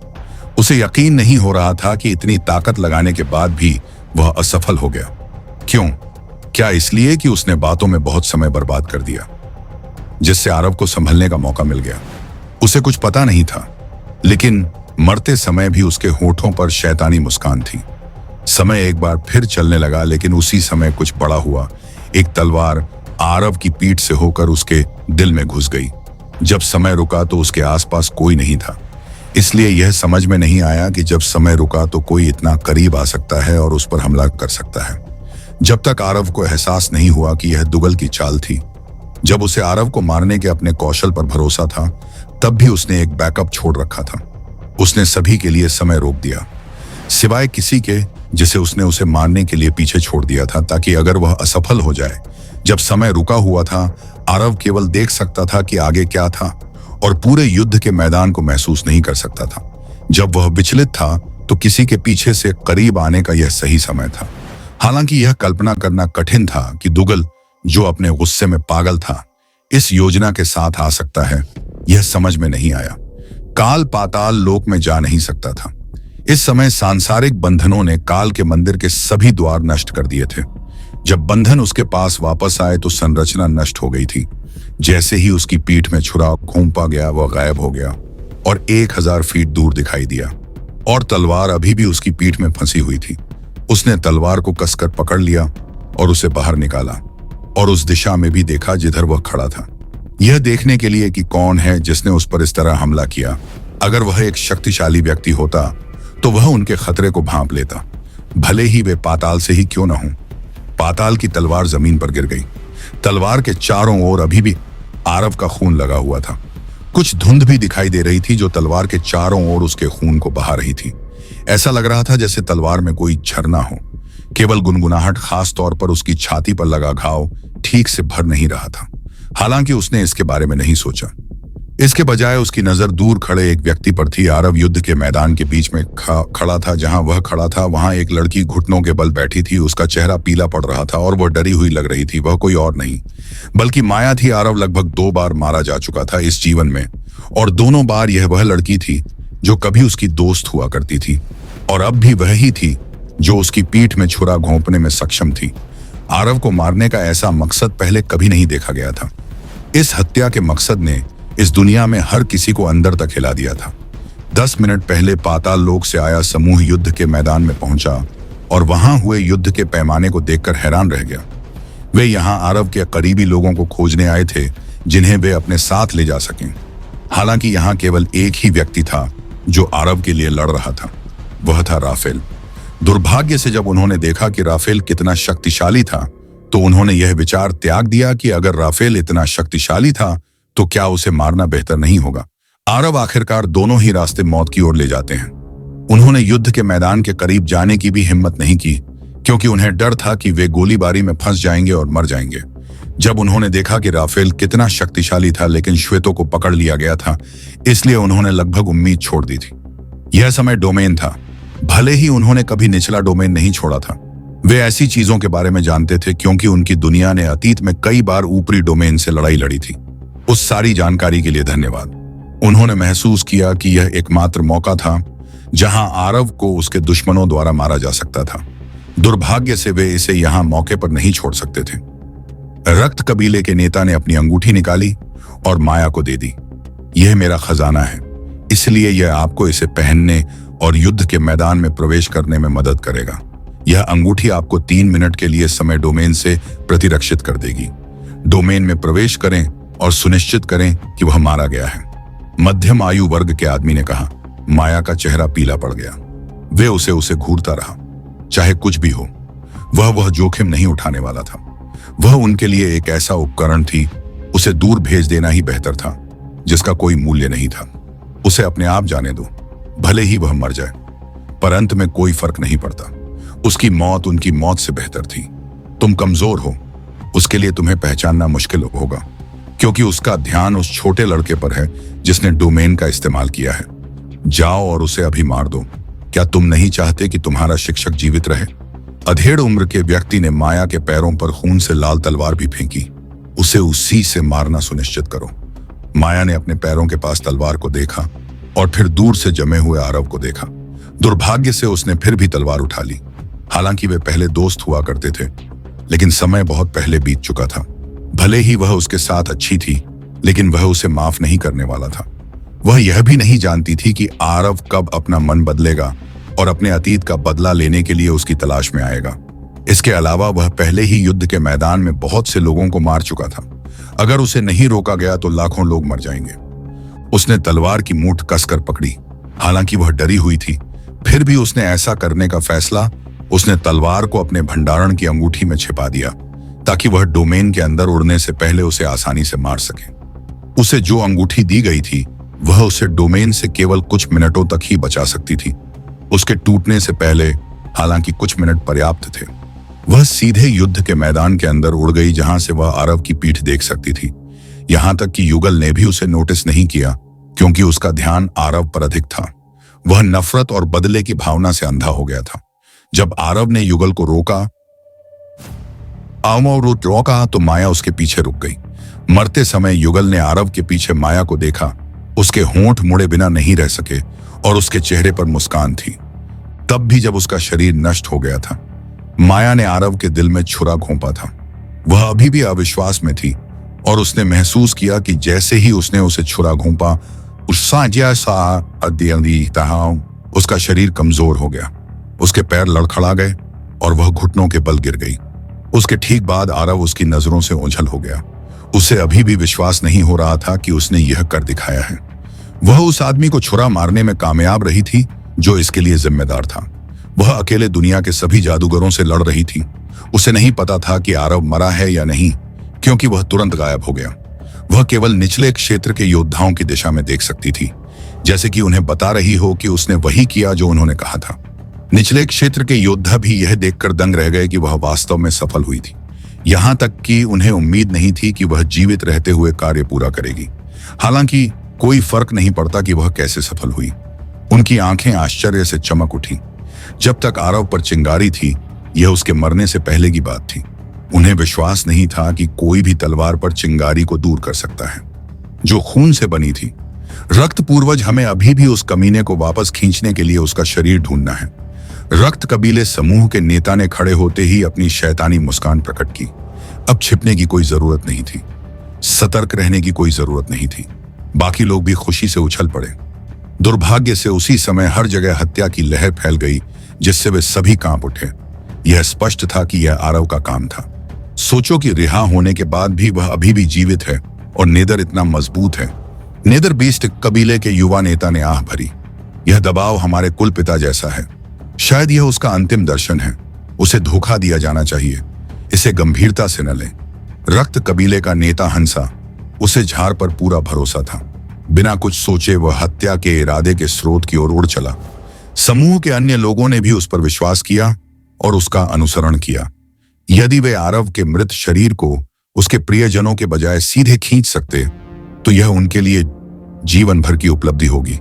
वे पुरस्कारों की कल्पना भी नहीं कर सकते थे। समय के आगे बढ़ने के साथ ही पूरा युद्ध क्षेत्र भी रुक गया था। सभी ने देखा कि लड़की ने आरव को चाकू मार दिया। पीछे समय के मंदिर के दूसरे भगवान की भी मृत्यु हो गई थी। उन्हें यकीन नहीं था कि आरव गंभीर रूप से घायल हुआ था या नहीं। उन्हें यह भी नहीं पता था कि तलवार में जहर किसने डाला था। हालांकि वे वास्तव में उम्मीद करते थे कि लड़ाई खत्म हो गई थी। समय के दूसरे भगवान के बिना उन्हें जीतने का कोई भरोसा नहीं था। यहां तक कि 4 पवित्र भगवान भी मर चुके थे। इस पल वे भागने और छिपने के अलावा और कुछ नहीं चाहते थे। हालांकि जब उन्होंने भयानक हत्या के इरादे को महसूस किया, तो वे दंग रह गए, यह महसूस करते हुए कि यह इतना आसान नहीं होने वाला था। नेदर रियल्म के योद्धाओं ने जल्द ही आरव को पास की एक चट्टान के ऊपर खड़ा पाया। उसकी छाती से अभी भी खून बह रहा था। उसके कपड़े खून से लाल हो गए थे। हालांकि उसके चेहरे पर अभी भी कोई भावना नहीं दिख रही थी। केवल उसकी आंखों में हत्या के इरादे भरे थे, मानो उनमें हजारों सालों का गुस्सा जमा हुआ हो। आरव की बेजान आंखें दूर से पाताल लोक के योद्धाओं को देख रही थीं। जैसी उसने उम्मीद की थी, तलवार पाताल लोक से आई थी। वे सभी एक साथ मिलकर काम कर रहे थे। उसका गुस्सा बहुत ज्यादा था। ऐसा लग रहा था मानो पूरा आसमान काला हो गया हो। केवल एक लाल आंख की परछाई दिखाई दे रही थी, मानो आसमान में सूरज हो। उसकी आकृति एक बार फिर गायब हो गई। पाताल लोक का युवा नेता यह देखकर दंग रह गया कि आरव कहां चला गया। चेहरा पीला पड़ गया जब आरव उसके सामने आया। अगले ही पल उसने अपनी आंखों के सामने केवल एक हथेली देखी। आरव ने उसका चेहरा पकड़ लिया था। इससे पहले कि वह संघर्ष कर पाता, उसने आरव के शब्द सुने, ड्रेन टच आह। ब्लड कबीले का नेता दहाड़ा। ऐसा लग रहा था जैसे वह इतने दर्द में था कि वह मरना चाहता था। उसका पूरा शरीर सिकुड़ गया, जैसे कि आरव ने उसका सारा खून और हड्डियां चूस ली हों। उसे यहां तक लगा जैसे कि उसकी आत्मा चूस ली गई हो। सारा दर्द खत्म होने से पहले वह अपनी जान की भीख भी नहीं मांग सकता था। उसका सिकुड़ा हुआ शरीर फेंक दिया गया था, जबकि उसकी आत्मा को जबरदस्ती नेक्रोमेंसी के पवित्र ग्रिमोयर के अंदर चूसा गया था, जो कि आरव के बगल में तैर रहा था। नीचे के क्षेत्र में अन्य लोग जो उन्होंने देखा उससे भयभीत थे। वे जितनी जल्दी हो सके भाग जाना चाहते थे, लेकिन इससे पहले कि वे वापस मुड़ पाते, उनकी आंखें खून से लाल हो गईं और वे सभी दर्द से चीखने लगे। आरव के हाथ से कई भ्रामक पतले धागे निकले जो उनके शरीर के अंदर घुस गए और उनकी आत्माओं से जुड़ गए। स्पर्श को नष्ट करें। आरव ने फिर से वही मंत्र का उपयोग किया और अपने उपयोग के लिए उनकी शक्ति को अवशोषित कर लिया। आरव ने उनकी ओर नहीं देखा। उसकी बेजान आंखें युद्ध के मैदान के बीच में माया पर टिकी थीं, जबकि उसकी छाती से अभी भी खून बह रहा था। हालांकि उसके जैसे किसी व्यक्ति के लिए यह चीरा जानलेवा नहीं था, यह अभी भी दर्दनाक था क्योंकि घाव हर सेकंड बहुत धीरे धीरे ठीक हो रहा था। उसने आत्मा को चीरने वाला दर्द महसूस किया क्योंकि चीरे ने उसके कौशल और ताकत को प्रभावित नहीं किया था, लेकिन दर्द को नजरअंदाज नहीं किया जा सकता था। नेक्रोम का उसका ग्रोमोर आसमान में ऊंचा तैर रहा था, जबकि आरव नीचे जमीन पर था। केवल उसकी उपस्थिति अतीत से अलग महसूस हुई। नेक्रोलॉजी की आवाज गूंज रही थी क्योंकि आत्माएं अपने लक्ष्य को पाने के बाद लगातार विस्फोट कर रही थीं। खून हर जगह बिखरा हुआ था, जो यहाँ मौजूद जादूगरों के लिए अब तक का सबसे भयानक दृश्य था। यह उस राक्षस का युद्ध क्षेत्र था जो किसी की जान लेते समय पलक भी नहीं झपकाता था। आरव को अपने पीछे हो रहे विस्फोटों की अब कोई परवाह नहीं थी। आत्माओं का एक समूह प्रकट हुआ जिसने उसे इन लोगों के सभी हमलों से बचाया।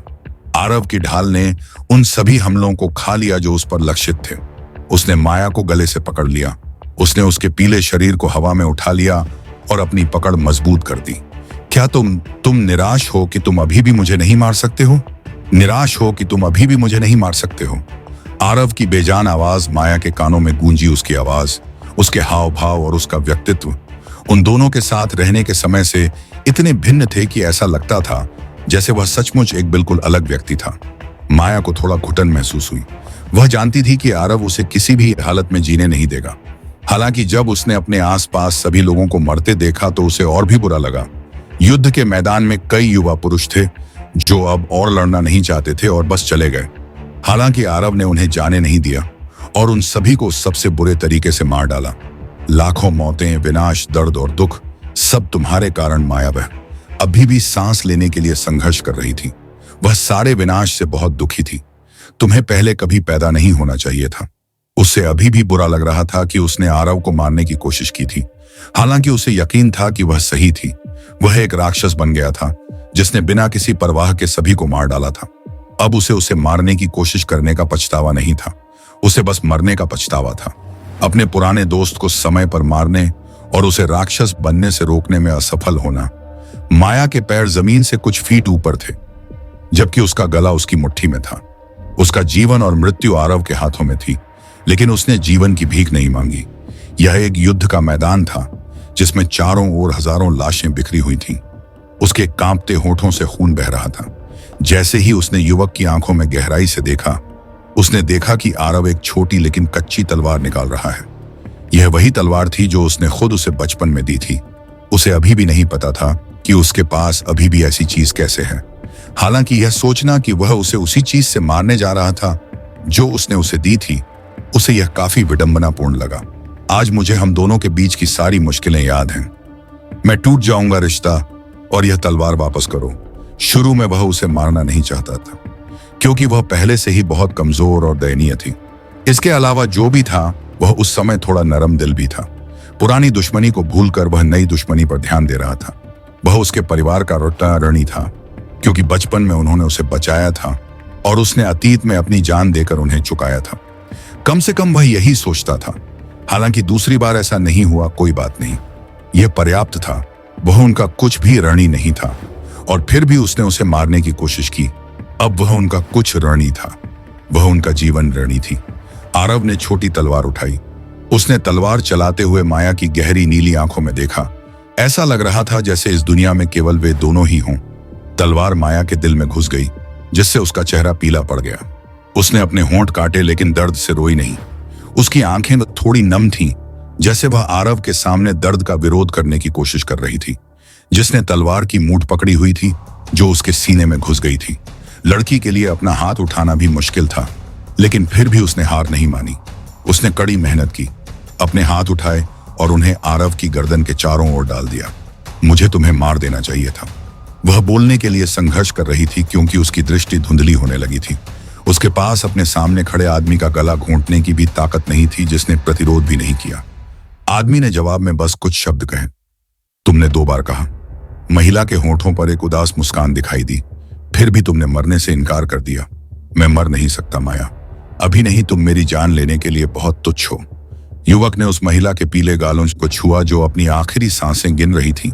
उसने अपना सिर उठाया और आसमान की ओर देखा। मैंने इसे शुरू नहीं किया, लेकिन मैं इसे खत्म करूंगा। वे जल्दी या बाद में यहां आएंगे। तुम मर जाओगे।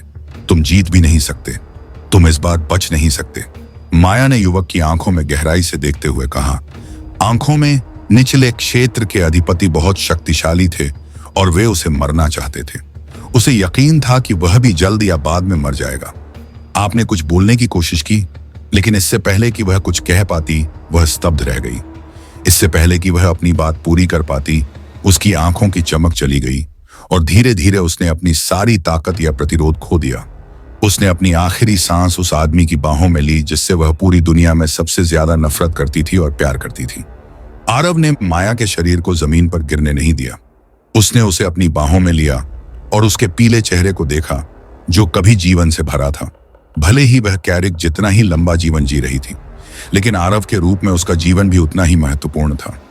आरव के रूप में उसने जो भी भावनाएं महसूस की, वह सब कुछ जो उसने अतीत में महसूस किया था, सब कुछ नया था। गांव के शांत और शांतिपूर्ण वातावरण में बिताए जीवन के वे 10 साल कैरिक जैसे व्यक्ति के लिए अनमोल थे, जिन्हें 1000 वर्षों से शांति का एक पल नहीं मिला था। दुर्भाग्य से यह उसके लिए बहुत लाशों से भरे मैदान में कुछ खाली जगहों में से एक में जमीन पर युवती का शरीर भाग्य क्रूर है ना। मैं तुमसे तब भी प्यार करता जब मैंने अपनी आत्मा को वापस लेना शुरू भी नहीं किया था। मैं तुम्हें अपनी भावनाएं नहीं बता सका, और जब मैं वह बन गया जो मुझे बनना था, तुमने सुनने से इनकार कर दिया। यहां तक कि कैरी के रूप में भी उसने कभी महसूस नहीं किया कि प्यार कैसा होता है। यह केवल तब था जब वह सार्थक के रूप में अज्ञानता में रह रहा था कि उसने ऐसा कुछ अनुभव किया, कुछ ऐसा जो मीठा था फिर भी बहुत दर्दनाक। वह अपने सिर को थोड़ा हिलाने से खुद को रोक नहीं सका। मानवीय भावनाएं बहुत चंचल हैं, लेकिन अब जब मैं यहां तक आ गया हूं तो मैं पीछे नहीं हटूंगा। मैं अभी खत्म नहीं हुआ हूं। तलवार माया के शरीर के पास फेंक दी। वह जितनी क्षतिग्रस्त और खून से लथपथ थी, वह अब उसकी भी नहीं थी। मैं देवताओं को भी मुझे रोकने नहीं दूंगा। हजारों वे उस आदमी को नष्ट कर सकते थे जिसे वे शैतान मानते थे, फिर भी सार्थक पीछे नहीं हटा। अगर उसे इस जीवन में मरना पड़ा तो वह मरने के लिए भी तैयार था। काम पूरा करने के लिए यही करना पड़ता है।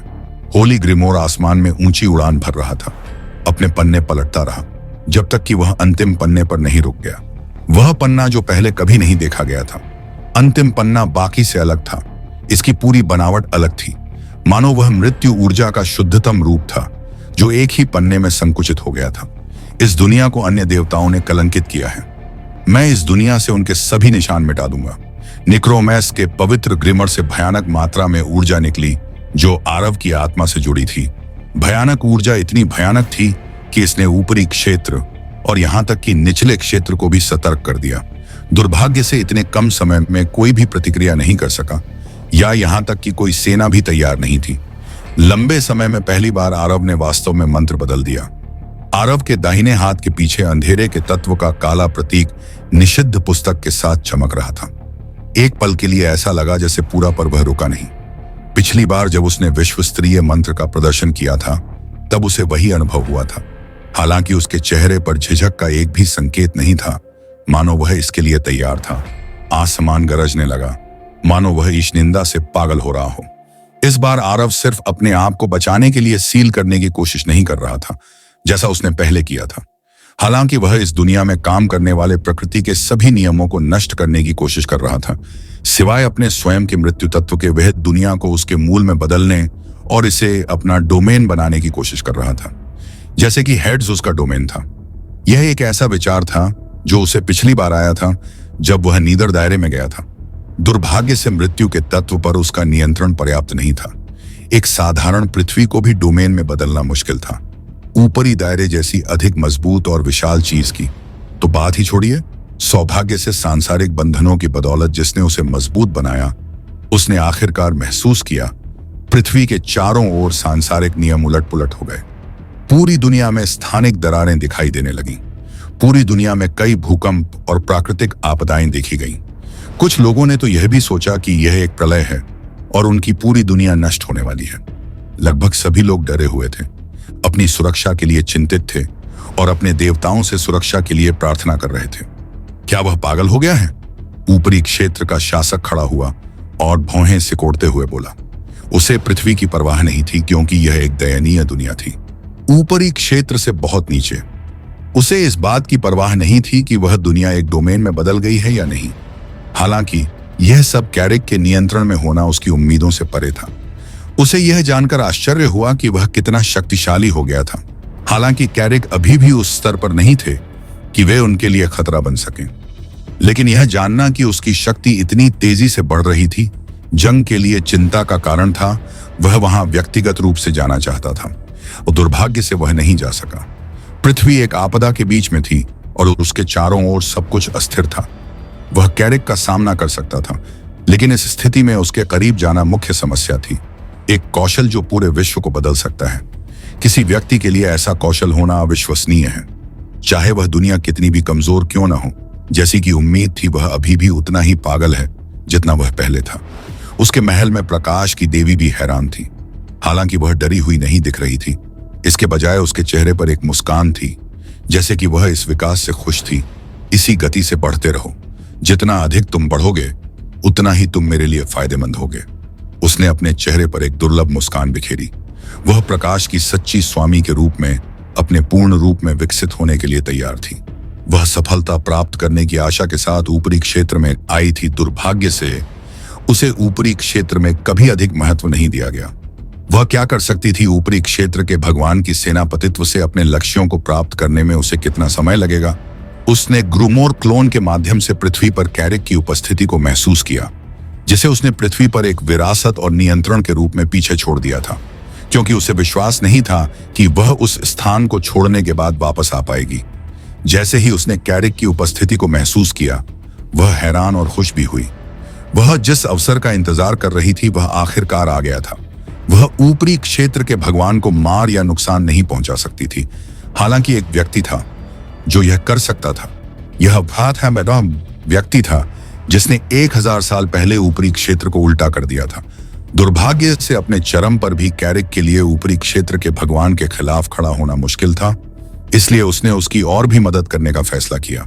चूंकि कैरिक की आत्मा उसके शरीर में सील कर दी गई थी, हमेशा के नहीं थी।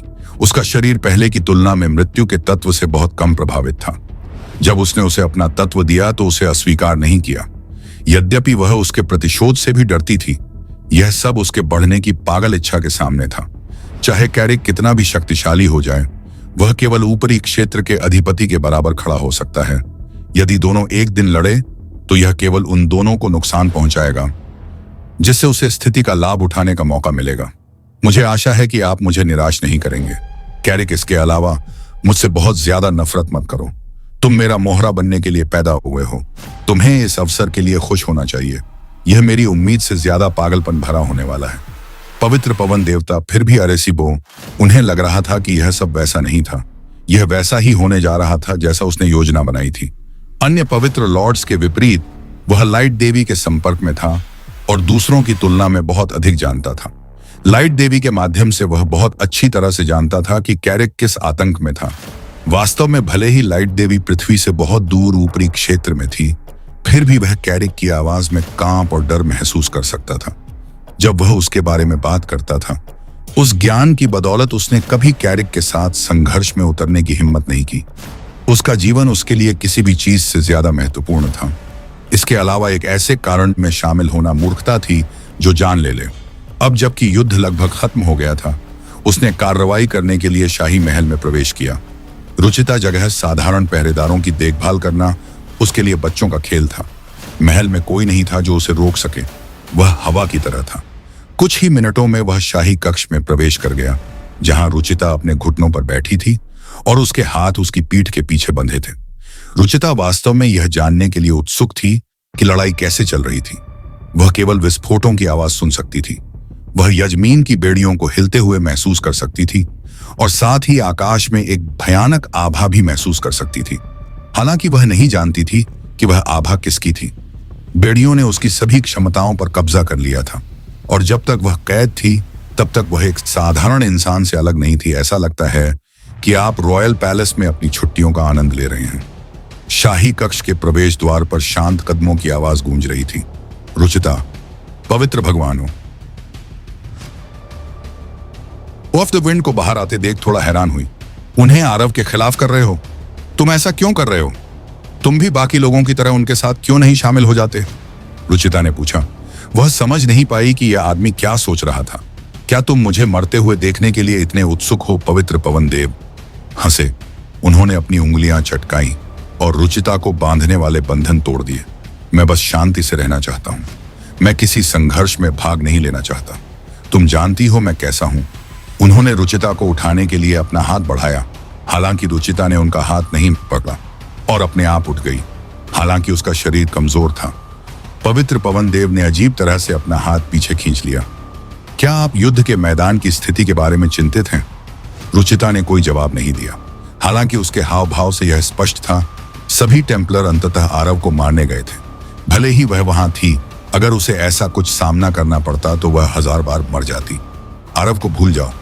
तुम सच में उसे कम आंकते हो, है ना? पवित्र पवन देव ने केवल अपना सिर थोड़ा हिलाया। शायद तुम उसकी असली पहचान पहले से ही जानते हो। मैं तुम्हें बता दूं कि वह सुरक्षित लगता है, हालांकि वह थोड़ा घायल है।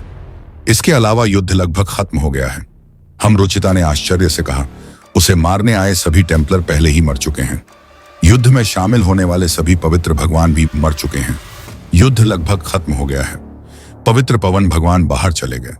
वह छत तोड़कर बच सकते थे, लेकिन वह जानते थे कि यह शहर आरव के लिए कितना महत्वपूर्ण था। वह इसे नुकसान नहीं पहुंचाना चाहता था या इसे परेशान नहीं करना चाहता था। आखिरकार वह अभी भी जीना चाहता था। रुचिता महल के बाहर उसके पीछे गई और हर जगह मौत की छाया देखकर और भी ज्यादा चौंक गई। यहां तक कि आसमान काला हो गया था।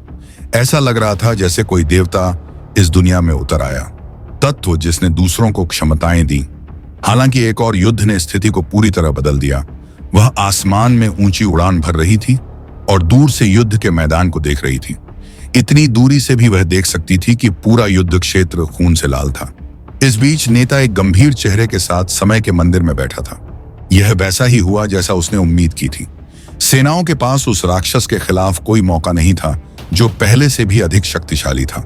वह कुछ हद तक राहत महसूस कर रहा था कि वह उस लड़ाई में शामिल नहीं था। हालांकि वह भविष्य के बारे में थोड़ा डरा हुआ भी था कि क्या होगा अगर आरव का मंत्र सफल हो गया।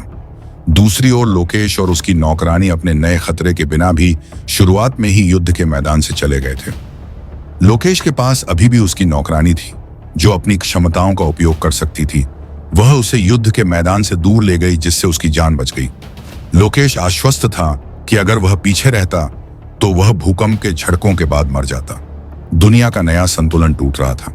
ऐसा लग रहा था जैसे पृथ्वी इस ब्रह्मांड से अलग हो रही आकाश में खुला एक बिजली का बोल्ट शून्य से ऐसे कौंधा जैसे वह सीधे 7वें आसमान से आया हो।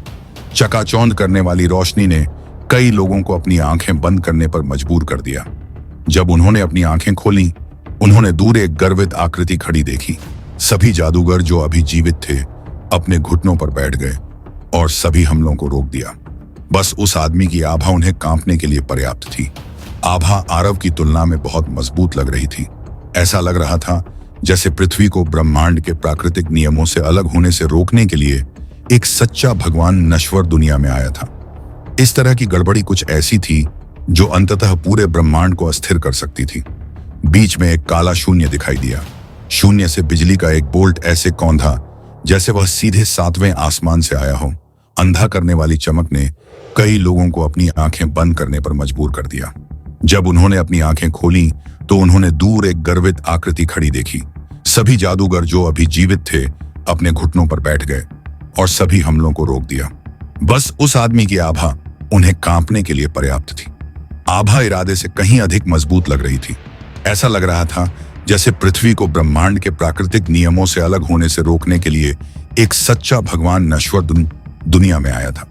इस तरह की गड़बड़ी कुछ ऐसी थी जो अंततः पूरे ब्रह्मांड को अस्थिर कर सकती थी। शून्य ऐसा था मानो वह सीधे 7वें आसमान से आया हो। चकाचौंध करने वाली चमक ने कई लोगों को अपनी आंखें बंद करने पर मजबूर कर दिया। जब उन्होंने अपनी आंखें खोली तो उन्होंने दूरी पर एक गर्वित आकृति को खड़ा देखा। सभी जादूगर जो अभी भी जीवित थे अपने घुटनों पर बैठ गए और सभी हमलों को रोक दिया। बस उस आदमी की आभा उन्हें कांपने के लिए पर्याप्त थी। आभा अपेक्षा से अधिक मजबूत लग रही थी। ऐसा लग रहा था जैसे कि एक सच्चा भगवान पृथ्वी को ब्रह्मांड के प्राकृतिक नियमों से अलग होने से रोकने के लिए नश्वर दुनिया में आया था। इस तरह की गड़बड़ी कुछ ऐसी थी जो अंततः पूरे ब्रह्मांड को अस्थिर बना सकती थी। चांदी के बालों वाले आदमी ने तुरंत रुक जाओ, आरव को एक गरजने वाली आवाज में आदेश दिया जो आकाश को भेदती हुई लग रही थी, जैसे बिजली का बोल्ट करता है। इसके बावजूद आरव ने उसकी बात नहीं सुनी और निषिद्ध मंत्र का जाप करना जारी रखा।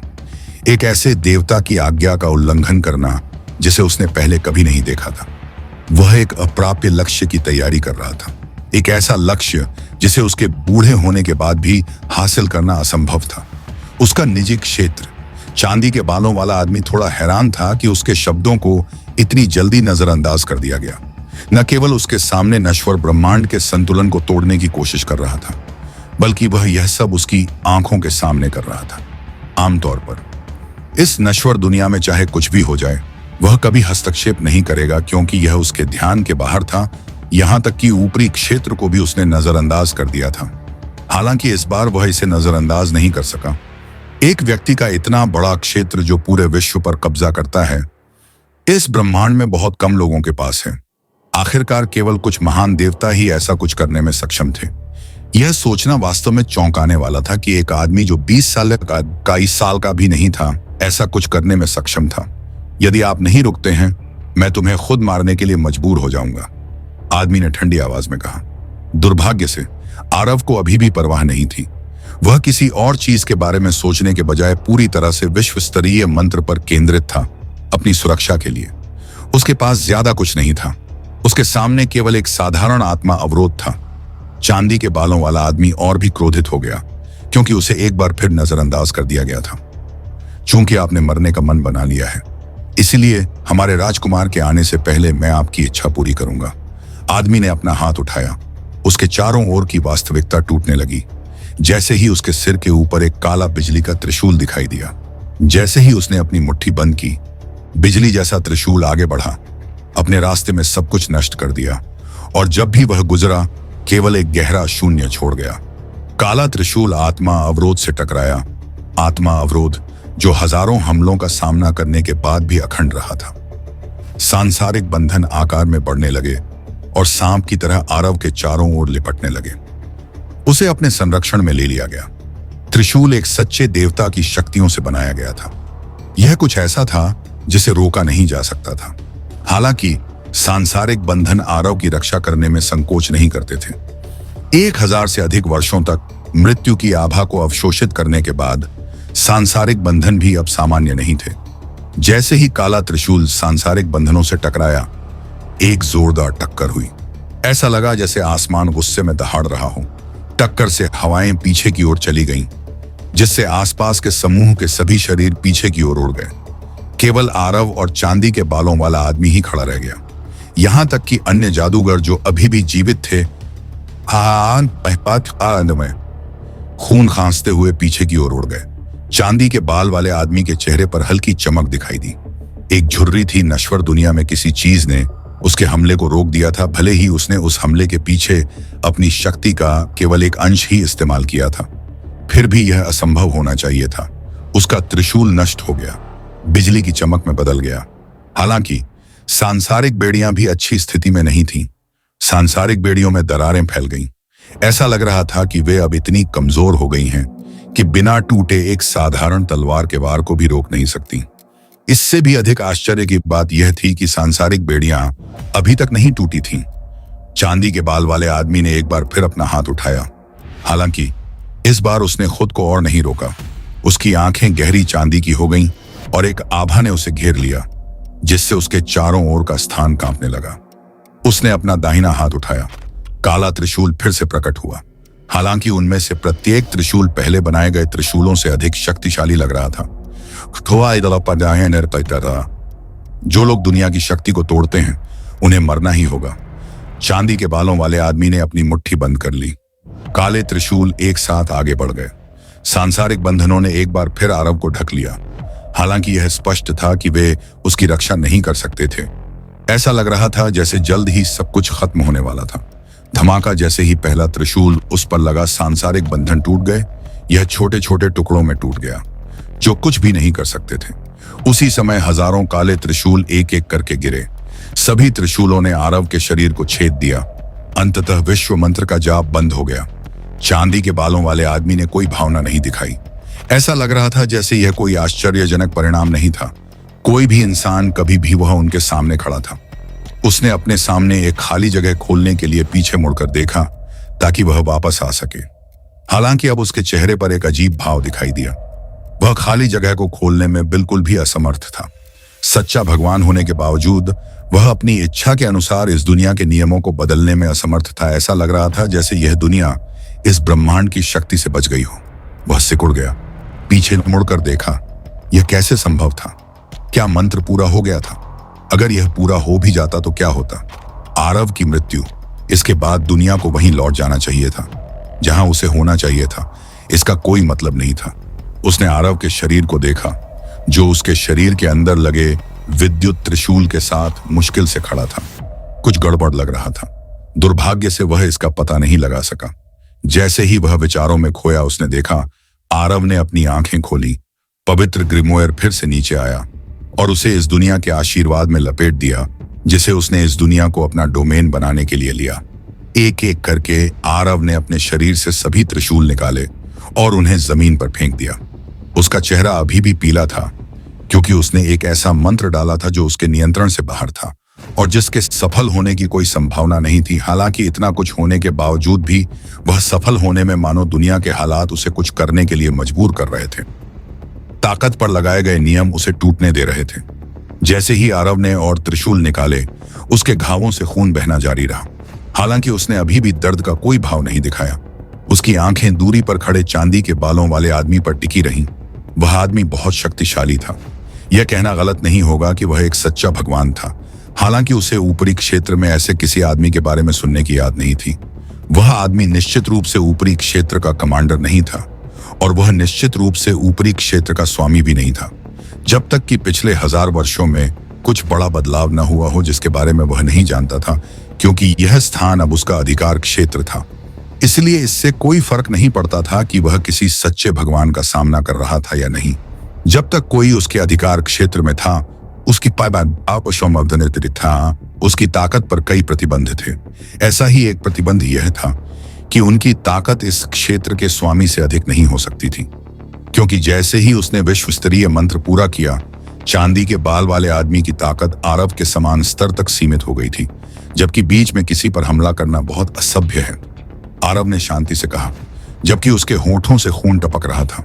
उसकी आवाज में उस दर्द का एक भी निशान नहीं था जिसे वह लगातार महसूस कर रहा था। चांदी के बाल वाले आदमी ने जवाब में केवल भौहें सिकोड़ी। वह महसूस कर सकता था कि यह पूरी दुनिया उस समय से बहुत अलग है जब वह यहाँ आया था।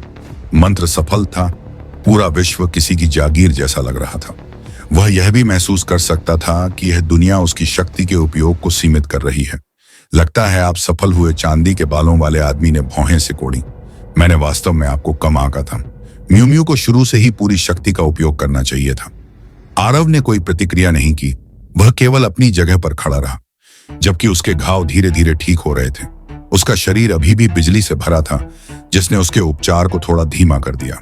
हालांकि उसके खून में बह रही बिजली की बदौलत आदमी लगभग सारी बिजली को साफ करने में कामयाब रहा था। भले ही आप सफल रहे, अगर आपको लगता है कि आप बच सकते हैं तो आप बहुत गलत हैं। भले ही मेरी ताकत इस दुनिया में आपके स्तर तक सीमित है, यह मेरे लिए आपको 10 बार और मारने के लिए पर्याप्त है। चांदी के बालों वाले आदमी ने ठंडी आवाज में कहा। उसकी मुट्ठी कस गई और उसके शरीर के चारों ओर एक काली बिजली की ढाल बन गई। उसने एक तलवार भी निकाली जो आरव ने पहले कभी नहीं देखी थी। भले ही आदमी एक सच्चे देवता स्तर के प्राणी की ताकत का उपयोग नहीं कर सकता था, फिर भी उसके पास पहले से ही अपने खजाने थे जो इस सीमा को चुनौती दे। लंबी तलवार। आरव के पास उस स्तर का कोई हथियार नहीं था। यहां तक कि अतीत में उसने जिस तलवार का इस्तेमाल किया था वह केवल अर्धदेव स्तर की थी, जो उसके वर्तमान स्तर से अधिक था। यह एक सच्चे देवता स्तर की वस्तु के बराबर होने के करीब भी नहीं था। जहां तक सांसारिक बंधनों का संबंध था, वे पहले ही टुकड़े टुकड़े हो चुके थे। सांसारिक बंधनों के टुकड़े आरव के पैरों के पास पड़े थे, जैसे कि वे टूटे हुए धातु के टुकड़ों के अलावा कुछ नहीं थे। आरव ने घुटने टेकते हुए और बंधनों के धातु के टुकड़ों के चारों ओर अपनी उंगलियां रखते हुए कहा, मेरी मदद करने के लिए धन्यवाद। आपने मुझे सफल होने के लिए पर्याप्त समय दिया। बदले में मैं आपको दुनिया को नए तरीके से देखने के लिए एक नया जीवन दूंगा। दुनिया को अपने क्षेत्र में बदलने के बाद उसने जो सांसारिक आभा एकत्र की थी, वह उसके लिए अधिक उपयोग की नहीं थी। यह उसकी ताकत को बढ़ा नहीं सकती थी, क्योंकि कई तत्व उसके पास मौजूद चीजों से टकराते थे, भले ही वह उन्हें बलपूर्वक अवशोषित कर लेता। यह उसकी मृत्यु आभा के साथ टकराकर चीजों को और भी बदतर बना सकता था। दूसरी ओर आभा का टकराव कोई कृत्रिम समस्या नहीं थी। उसने अन्य तत्वों की आभा को स्थानांतरित कर दिया था। उनमें मृत्यु की आभा थी, जिसे उन्होंने 1000 वर्षों से भी अधिक समय तक परिष्कृत किया था। धातु के टुकड़े तत्वों की भयानक मात्रा से कांपने लगे थे। वास्तव में अगर आरव ने इसे खुद पर आजमाया होता तो वह समझ जाता कि मृत्यु ही एकमात्र परिणाम होगी। मानव शरीर एक बेजान हथियार से बहुत अलग है। धातु के टुकड़ों ने लालच से आभा को अवशोषित कर लिया और हवा में उड़ने लगे। ऐसा भी लग रहा था जैसे धातु के टुकड़े पिघल रहे हैं। विनाशकारी ऊर्जा के कारण टुकड़े पिघलकर तरल रूप में आ गए और एक साथ जुड़ गए और जल्द ही एक नया आकार ले लिया। शक्ति से भरे काले तरल ने एक तेज तलवार का रूप ले लिया, जिसके ब्लेड पर कई प्रतीक उकेरे गए थे। जहां तक उन प्रतीकों का संबंध है, वे अन्य तत्वों के प्रतीक थे। हालांकि ब्लेड पर कई तत्व प्रतीक थे, लेकिन मूठ पर केवल एक प्रतीक था, मृत्यु के तत्व का प्रतीक। यद्यपि ऐसा लग रहा था कि पूरी प्रक्रिया में बहुत समय लगा, लेकिन वास्तव में आरव के नियंत्रण में इसमें 1 सेकंड से भी कम समय लगा। 1 सेकंड के भीतर टूटे हुए धातु के टुकड़े पूरी तरह से नष्ट हो गए। टुकड़े एक तेज तलवार में बदल गए, जिसकी आभा चांदी के बाल वाले आदमी की तलवार से कम नहीं थी। इससे भी अच्छी बात यह थी कि तलवार ने अपनी पुरानी चेतना बरकरार रखी थी, जो कि कई सच्चे भगवान स्तर के हथियारों में भी नहीं थी। यह हजारों वर्षों के अकेलेपन और मृत्यु के कारण था कि कवि ने उस चेतना को प्राप्त किया। चांदी के बाल वाले व्यक्ति ने हालांकि आरव के अपने हथियार बनाने के तरीके पर आश्चर्य व्यक्त किया, लेकिन वह समझ गया कि ऐसा इसलिए भी था क्योंकि आरव। हेलो दोस्तों, ये हमारा वीडियो है। वीडियो को आप ले सकते हैं, हमें कोई समस्या नहीं है। नॉवेल ऑफ किंग चैनल को सब्सक्राइब करें, तो लाइक, शेयर और ज्यादा से ज्यादा कमेंट करना। अगले पार्ट के लिए धन्यवाद। वो अपने स्वयं के क्षेत्र में था। अपने क्षेत्र पर उसका नियंत्रण बहुत बेहतर हो गया था। क्या आप ऊपरी क्षेत्र से हैं? आरव ने अपनी तलवार की मूठ पकड़ी और अपने जीवन में पहली बार ऐसी क्षमता वाले हथियार की शक्ति महसूस की। वह चांदी के बाल वाले व्यक्ति की पहचान के साथ साथ उन लोगों के बारे में भी काफी उत्सुक था, जिनकी लड़ाइयों ने अतीत में हेड्स के पतन का कारण बना। जिस तरह से आरव ने अपना हथियार बनाया था, लेकिन वह समझ गया था कि ऐसा इसलिए भी था क्योंकि आरव अपने ही क्षेत्र में था। उसका अपने क्षेत्र पर नियंत्रण बहुत बेहतर हो गया था। क्या आप ऊपरी क्षेत्र से हैं? आरव ने अपनी तलवार की मूठ पकड़ी और अपने जीवन में पहली बार ऐसी क्षमता वाले हथियार की शक्ति को महसूस किया। वह चांदी के बाल वाले व्यक्ति की पहचान के साथ साथ उन लोगों की भी काफी जिज्ञासा रखता था, जिनकी लड़ाइयों ने अतीत में पाताल लोक के पतन का कारण बना था। क्या आप ऊपरी क्षेत्र से हैं? आरव ने पूछा। चांदी के बाल वाले व्यक्ति ने कोई जवाब नहीं दिया और तुरंत हमला कर दिया। जैसे ही आरव ने अपनी तलवार घुमाई, उसकी आकृति चमक उठी और वह ठीक उसके बगल में प्रकट हुआ। आरव ने अपनी तलवार उठाई और हमले को रोक दिया। हालांकि तब भी वह प्रभाव से केवल कुछ कदम पीछे धकेला गया था। वह महसूस कर सकता था कि वह कच्ची ताकत के मामले में चांदी के बाल वाले व्यक्ति से थोड़ा कमतर था। हालांकि उसकी ताकत उसकी विशेषता नहीं थी। जैसे ही उसने अपने मंत्रों का जाप किया, उसके पैरों के नीचे की जमीन हिलने लगी, जिससे उसके प्रतिद्वंद्वी के लिए संतुलन बनाए रखना मुश्किल हो गया। चांदी के बालों वाला आदमी एक पल के लिए लड़खड़ा गया, जिससे आरव को हमला करने का मौका मिल गया। जैसे ही वह आगे बढ़ा, उसकी तलवार सूरज की रोशनी में चमक उठी और उसने अपने प्रतिद्वंद्वी की छाती पर निशाना साधा।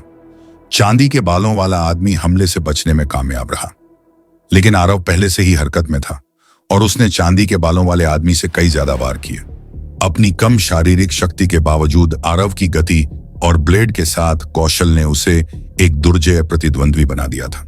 दोनों एक दूसरे के चारों ओर नाचते थे, ब्लेड टकराते थे और चिंगारियां उड़ती थीं। आरव अपने सीने में अपने दिल की धड़कन महसूस कर सकता था। एड्रेनालाइन उसकी नसों में पंप हो रहा था क्योंकि वह अपने प्रतिद्वंद्वी की हर चाल पर ध्यान केंद्रित कर रहा था। वह शुरू से अंत तक एक जादूगर था। हालांकि तलवारों से लड़ना निश्चित रूप से एक नया अनुभव था जो बहुत मजेदार था। भले ही वह एक ऐसे आदमी से लड़ रहा था जो उसे मारना चाहता था। उसने अभी अभी एलिमेंटल तलवार बनाई थी। उसे उस तलवार का कोई अनुभव नहीं था, इसलिए इस लड़ाई ने उसे तलवार से लड़ाई में अनुभव हासिल करने का मौका दिया। चांदी के बालों वाला आदमी स्पष्ट रूप से कुशल था, फिर भी आरव विजयी होने के लिए दृढ़ था। लेकिन इससे पहले कि वह चांदी के बालों वाले आदमी का इस्तेमाल